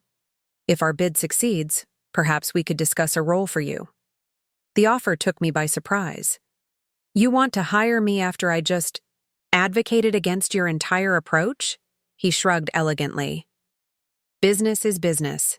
Your passion could be redirected to our advantage. I appreciate the offer, but my commitment is to Rutherford's vision." Brennan's smile never reached his eyes. Loyalty, admirable, but potentially limiting. At the end of the hallway, the conversation between Rutherford and Blake had grown animated. Blake's gestures were increasingly agitated, while Rutherford maintained a composed demeanor. I couldn't hear their words, but the body language told a clear story. Blake was protesting something, and Rutherford was firmly denying his request. Finally, Blake turned and stormed toward the exit, brushing past us without acknowledgement. The set of his shoulders and the flush on his face spoke volumes about his emotional state. Rutherford rejoined us, his expression revealing nothing of the confrontation. "Everything all right, James?" Brennan inquired with feigned concern. "Personnel matters," Rutherford replied dismissively. "Nothing relevant to today's proceedings." Before the conversation could continue, the boardroom doors opened. Torres emerged, her expression carefully neutral. "Gentlemen, the board has reached a decision. Please rejoin us." We filed back into the boardroom, tension palpable in the air. I found myself holding my breath as Torres returned to her position at the head of the table. "After careful consideration of both proposals," she began, "the board has voted to accept—" She paused, building suspense unnecessarily. "Mr. Rutherford's offer, conditional upon verification of the investor consortium's financing and execution of the management transition plan as presented." The room erupted in a mixture of reactions, relieved sighs from Rutherford's supporters, disappointed murmurs from those who had favored Pinnacle's bid. Brennan's face remained impassive, though a muscle twitches in his jaw. The vote was 8-7, Torres continued, with the chair casting the deciding vote. Rutherford nodded respectfully. "Thank you, Madam Chair. The consortium is prepared to proceed immediately with due diligence and transition planning." Torres turned to me. "Mr. Morgan, as the proposed Chief Operating Officer, when can you begin the transition process?"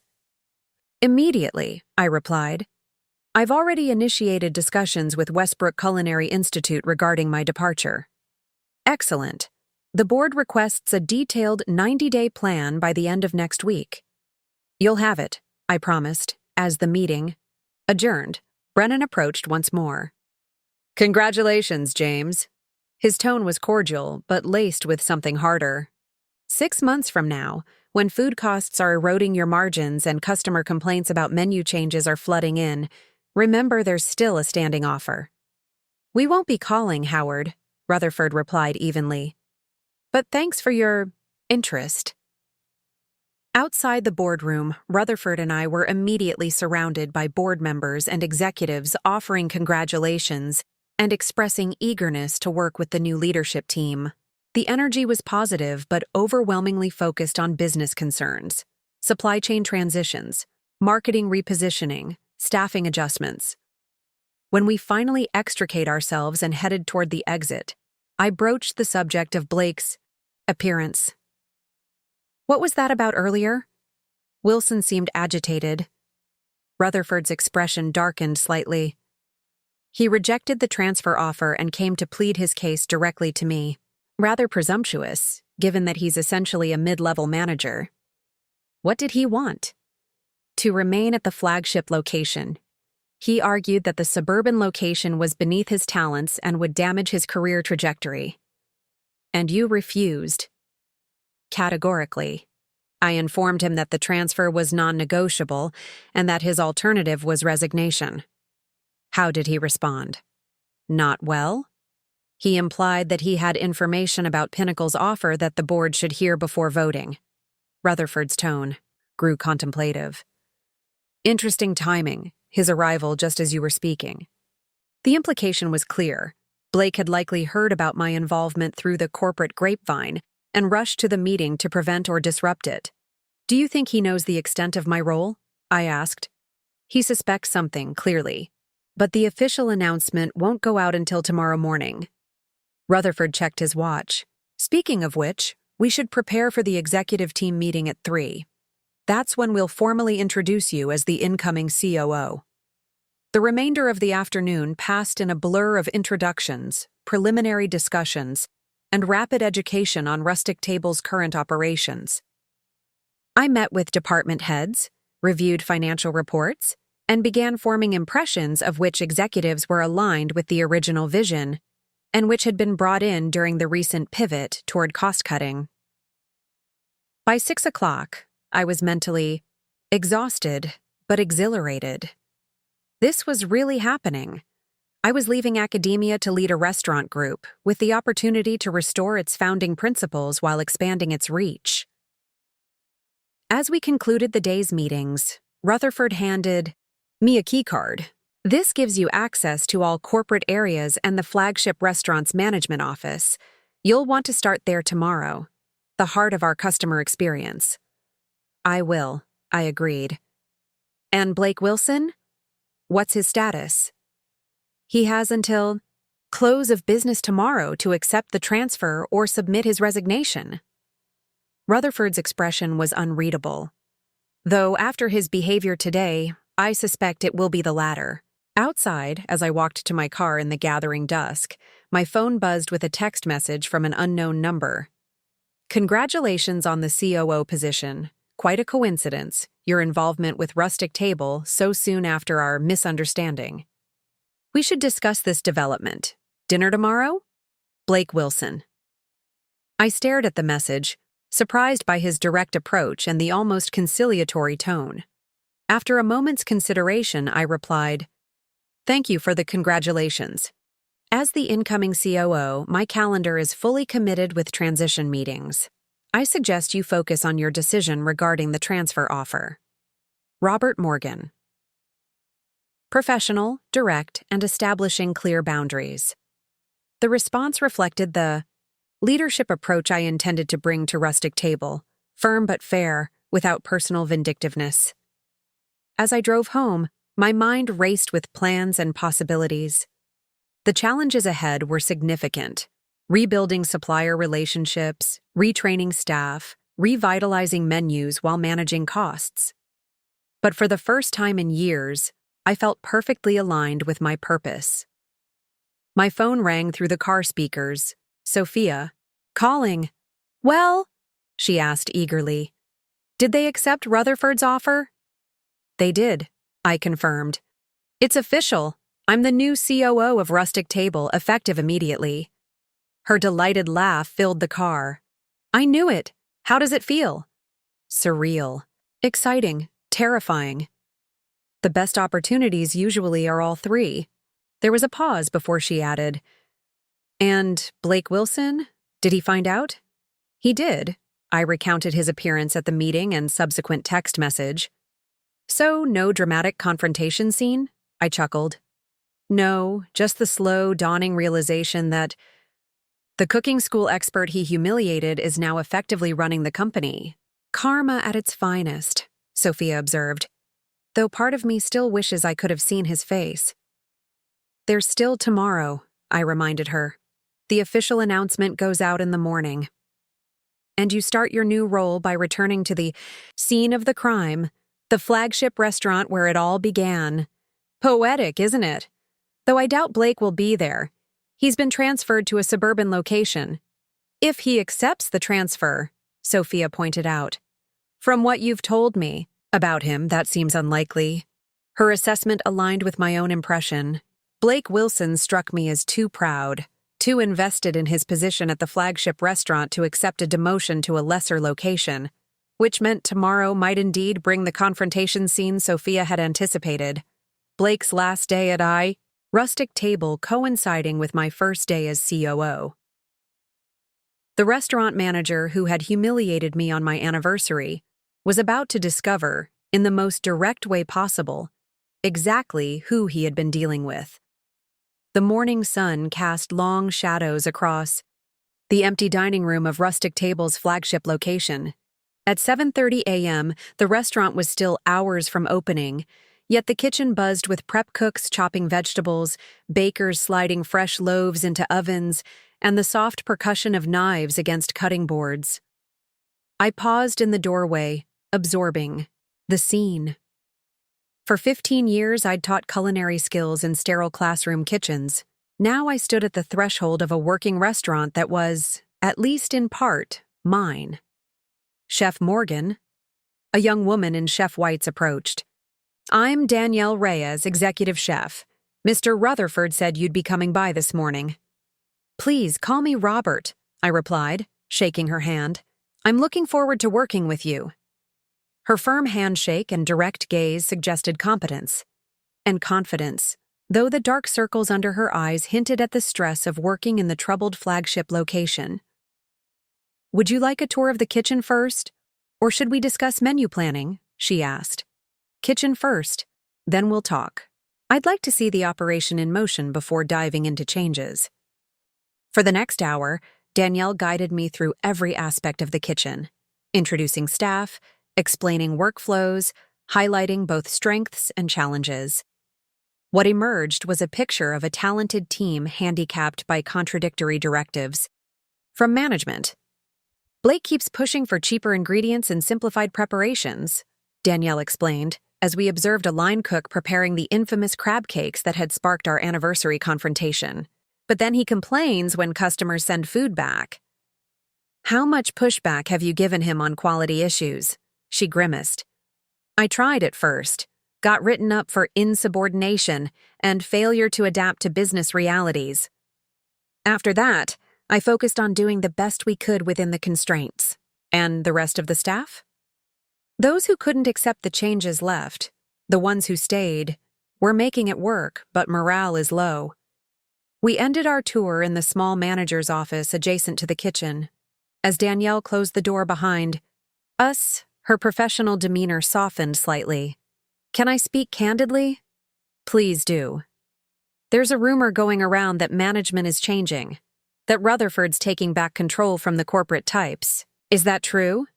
I considered how much to reveal. The official announcement would go out by email at 9 a.m., just 30 minutes away. "Yes," I confirmed. "The board voted yesterday to accept Mr. Rutherford's buyout proposal. There will be significant changes in leadership and direction."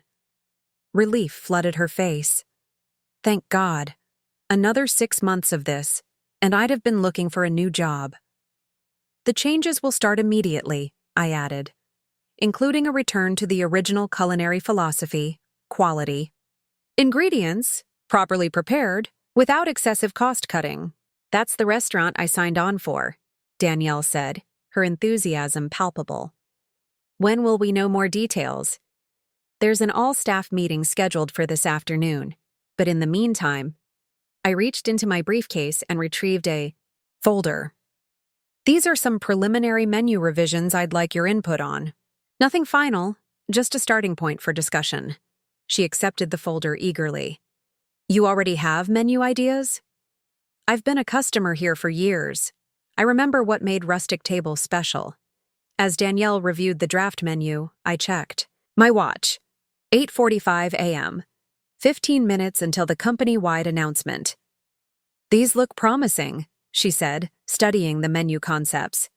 "Especially the return to seasonal rotation and local sourcing. But the food costs will increase significantly. We'll manage that through portion control, reduced waste, and strategic pricing," I explained. "The goal is to maintain overall margins while enhancing quality." Danielle nodded, clearly relieved to be having a conversation about culinary standards, rather than pure cost-cutting. As we continued discussing menu possibilities, my phone buzzed with an incoming email. The official announcement had gone out early. Almost simultaneously, Danielle's phone chimed. She glanced at the screen, eyes widening as she read. "You're the new COO," she said, looking up at me with newfound understanding. "That's why you're here." "Yes," I acknowledged.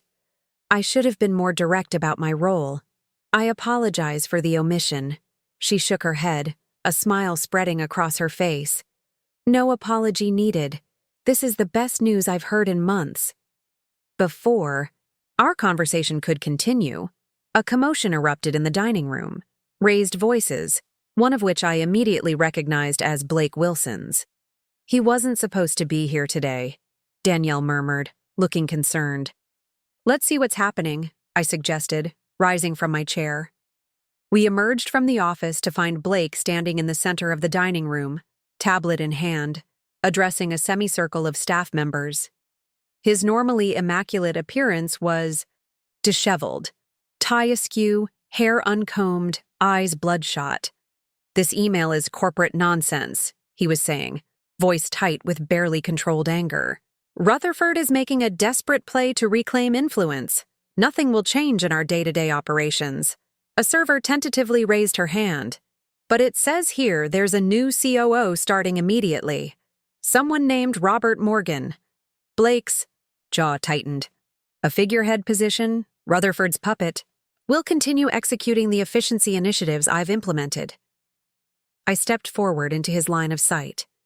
"I'm afraid that's not accurate, Mr. Wilson." The room fell silent as all eyes turned toward me. Recognition dawned on Blake's face, followed by a complex mixture of emotions: shock, disbelief, and something approaching fear. "You," he managed, voice barely audible. "Robert Morgan," I confirmed, moving closer. "The new chief operating officer of Rustic Table." Blake's eyes darted around the room, taking in the staff's reactions, a mixture of surprise, confusion, and in some cases, barely concealed satisfaction. "This is the customer from 2 weeks ago," he said, attempting to regain control of the narrative. "The one who caused a scene over crab cakes." "The very same," I agreed pleasantly. "Though I think caused a scene mischaracterizes what happened." Danielle stepped forward. "Wait, you're the chef instructor Blake had security escort out?" I nodded. "My wife and I were celebrating our anniversary. The experience was memorable, though not in the way we'd hoped." Understanding rippled through the assembled staff. The story of the confrontation had clearly circulated among them, though likely in a version that cast Blake as the hero defending the restaurant against an unreasonable customer. Blake's face flushed. "This is absurd. You've orchestrated some kind of revenge scheme because I called out your pretentiousness." "No scheme, Mr. Wilson.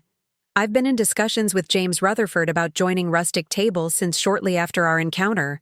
Your behavior that night simply accelerated, a process that might have taken months otherwise." I turned to address the staff directly. "For those who don't know me, I'm Robert Morgan. Until yesterday, I was the Associate Dean of Culinary Arts at Westbrook Culinary Institute. Today, I begin as Chief Operating Officer of Rustic Table, with a mandate to restore the founding culinary philosophy that made this restaurant group special." The announcement was met with cautious optimism from the staff. Several nodded in approval, while others exchanged hopeful glances. "Now," I continued, "I believe everyone has work to prepare for lunch service. Chef Reyes and I will continue our discussion, and there will be a formal all-staff meeting this afternoon where I'll outline our vision moving forward." The staff dispersed, returning to their duties with renewed energy. Only Blake remained, standing rigid in the center of the dining room. "We should continue this conversation privately," I suggested, gesturing toward the manager's office. Once inside with the door closed, Blake's professional veneer cracked completely. "This is personal," he accused. "You're using your connection to Rutherford to exact revenge." "It's not personal at all," I replied calmly. "It's about restoring Rustic Table to what it was meant to be, a restaurant that serves honest food without compromising on quality." "Quality costs money," Blake retorted. "Money that eats into profits. The changes I implemented increased our margins by 18%. while driving away loyal customers and increasing staff turnover by 120%, not a sustainable business model. He waved dismissively. Short-term disruption for long-term gain. That philosophy might work in some industries. Restaurants aren't one of them, I countered. Customer loyalty and staff expertise are essential assets, not costs to be minimized. Blake's expression hardened. So, what happens now? You fired me on day one to satisfy your ego? That would be personal, wouldn't it? I leaned against the desk. No, Mr. Wilson. As you're aware, you've been offered a transfer to our Bryn Mawr location. That offer stands, with a deadline of close of business today. A demotion to a suburban outpost, he scoffed. You know I won't accept that. That's your choice. The alternative is resignation. Blake studied me, calculating replacing anger in his eyes. What if I went to the board, told them about our previous encounter and how this represents a conflict of interest? The board is fully aware of our history. It was disclosed during the interview process. I kept my tone matter of fact. They still approved my appointment unanimously. This revelation seemed to deflate him somewhat. His last perceived leverage point had evaporated. Look, Mr. Wilson, I continued, softening my approach slightly. Your financial acumen isn't in question. Your approach to restaurant management, however, is fundamentally misaligned with where Rustic Table is headed. Which is backward, he muttered, back to inefficient practices and romanticized notions of authenticity that the average customer doesn't even notice. That's where you're wrong. Customers absolutely notice, even if they can't articulate exactly what's changed. They feel it in the experience, taste it in the food, sense it in the staff's demeanor. Blake's phone buzzed with an incoming message. He glanced at it, then back at me with renewed confidence. It seems I'm needed at a corporation. Howard Brennan has requested a meeting. The implication was clear. Pinnacle Partners was making a play for him, likely hoping to leverage his inside knowledge in some future venture. By all means, I gestured toward the door. But the transfer decision deadline remains in effect. By 5 p.m. today, we need your answer. As Blake departed, Danielle returned to the office, her expression curious.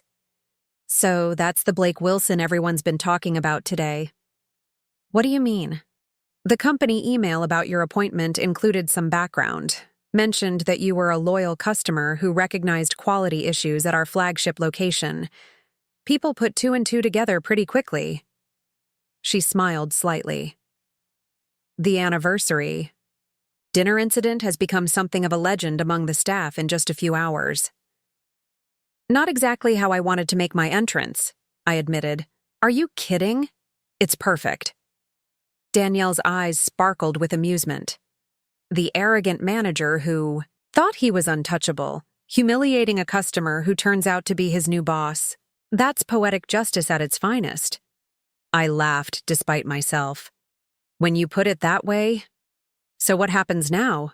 Will he accept the transfer? I doubt it.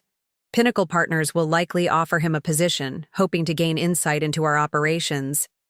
And you're okay with that? Him potentially working for a competitor? I considered the question carefully. His knowledge of cost-cutting measures isn't particularly valuable to us moving forward, and his understanding of what made Rustic Table special in the first place is limited at best. I shrugged. Besides, restaurant groups rise or fall on execution, not secret formulas. Let Pinnacle have him if they want. The rest of the morning passed in a whirlwind of meetings, kitchen observations, and preliminary planning sessions. At 1 p.m., between lunch and dinner service, I gathered the entire staff in the dining room for a formal introduction and vision presentation. Standing before them, chefs in whites, servers in black attire, dishwashers, hosts, bartenders, I felt a surge of purpose that had been missing in my academic career for years. First, thank you all for your dedication during what has clearly been a challenging transition period, I began. Change is never easy, especially when it feels at odds with what brought you to Rustic Table in the first place. Heads nodded in agreement around the room. Starting today, we're returning to the founding principles that made this restaurant successful: quality ingredients, thoughtful preparation, and genuine hospitality. Not as marketing slogans, but as operational priorities. I outlined the initial changes: re-establishing relationships with local farmers and artisans, revitalizing the menu with seasonal offerings, implementing a staff training program that emphasized both technical skill and service philosophy. There will be challenges, I acknowledged. Change is rarely smooth, but I'm committed to transparency and collaboration as we move forward. The staff response was overwhelmingly positive. Questions focused on practical implementation rather than resistance to the new direction, a sign that the reorientation aligned with their own professional values. As the meeting concluded and staff dispersed to prepare for dinner service, my phone buzzed with a message from Rutherford. Blake Wilson just submitted his resignation, effective immediately, accepted with thanks for his service. Congratulations, Robert. The new era begins today. I shared the news with Danielle, who would serve as interim manager until we could promote from within or hire externally. Not surprised, she remarked. His style of management was never going to fit with what you're describing. We'll need to move quickly to stabilize leadership here, I noted. Any internal candidates you'd recommend? Actually, yes. Marisa Jenkins, our assistant manager. She's been here since the beginning, understands the original vision, and has the operational skills to implement it. Set up a meeting for tomorrow morning, I requested. In the meantime, can you handle tonight's service as acting manager? Danielle's confident smile was enough. Consider it done. As the restaurant prepared to open for dinner, I made a final walkthrough, observing the renewed energy in the staff's movements, the straightened shoulders and lifted chins. Word of Blake's resignation had spread quickly, creating an atmosphere of cautious optimism. Outside in the parking lot, I called Sophia to update her on the day's developments. So Blake resigned rather than accept the transfer, she summarized. Can't say I'm surprised. It's for the best, I agreed. Clean break, fresh start for everyone. Including us, she pointed out. This is a major life change, Robert. How are you feeling about it now that it's real? I gazed back at the restaurant where the first dinner customers were beginning to arrive. Excited, challenged, at home, somehow. That's all I needed to hear. The smile was evident in her voice. When should I make our reservation? Reservation? For our redo anniversary dinner. At your restaurant. The phrase, your restaurant, sent a thrill of ownership and responsibility through me. Give it 2 weeks. I want to have the new menu in place before you experience it. Deal.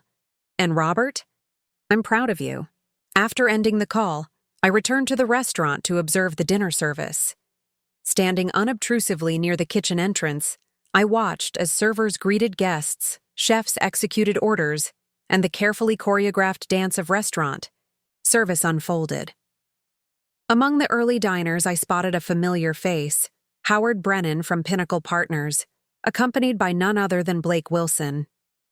They sat at a premium table by the window, the very section Blake had deemed too good for Sophia and me on our anniversary night. Our eyes met briefly across the dining room. Blake's expression was a mixture of defiance and unease, while Brennan offered a slight, acknowledging nod. I approached their table, professional courtesy overriding any personal awkwardness. Mr. Brennan, Mr. Wilson, welcome to Rustic Table. Mr. Morgan, Brennan replied smoothly. Congratulations on your new position. Blake has agreed to join Pinnacle as a restaurant efficiency consultant. We're celebrating his new role. Congratulations to you as well, then, I replied, turning to Blake. I wish you success in your new venture. Blake's response was stiff but civil. Thank you. I understand menu changes are already underway. Among other things, I confirmed, we're returning to the principles that built Rustic Table's reputation. Bold strategy, Brennan commented, his tone suggesting skepticism. "We'll be watching with interest." "As will we," I replied pleasantly. "Your server this evening is Marcus. He's one of our most experienced team members and can guide you through both the current menu and preview some upcoming changes." As I walked away, I heard Brennan murmur something to Blake that made him laugh tensely. They represented a philosophy of restaurant management fundamentally at odds with mine: profit over quality, efficiency over experience, standardization over authenticity. Yet, I felt no animosity toward them, only a clear-eyed recognition of different values. In the restaurant industry, as in life, success had many definitions. Theirs emphasized short-term financial metrics. Mine prioritized lasting impact and genuine connection. The coming months would test my approach. Revitalizing Rustic Table wouldn't. Be easy. Re-establishing supplier relationships, retraining staff, rebuilding customer trust. There would be setbacks and adjustments, moments of doubt and difficult decisions. But as I watched the restaurant in motion, servers engaging warmly, with guests, chefs taking pride in plate presentation, customers leaning forward in animated conversation over shared dishes, I knew with certainty that this was where I belonged. The humiliation of that anniversary dinner had led to an unexpected gift, the chance to preserve something valuable that might otherwise have been lost, to build something meaningful that aligned perfectly with my values and skills. In the kitchen, Danielle caught my eye and gave a subtle thumbs up. The dinner service was flowing smoothly, despite the leadership transition. The restaurant's heartbeat continued, steady and strong. Tomorrow will bring new challenges: menu revisions, staff promotions, supplier negotiations, financial recalibrations. The work of rebuilding Rustic Table's identity while expanding its reach. But tonight, standing in the restaurant that was now partly mine, watching Blake Wilson dine as a customer rather than command as a manager, I allowed myself a moment of quiet satisfaction. Sometimes life's most humiliating moments become unexpected doorways to something better. The restaurant manager who had humiliated me on my anniversary couldn't possibly have known he was setting in motion events that would make me his boss, and ultimately lead both of us to exactly where we belonged. Looking for more? We've got 2 amazing stories ready for you right on screen. If this one touched you, these are absolutely worth your time. Click to watch them now. And hey, subscribe and hit that bell to never miss our latest uploads.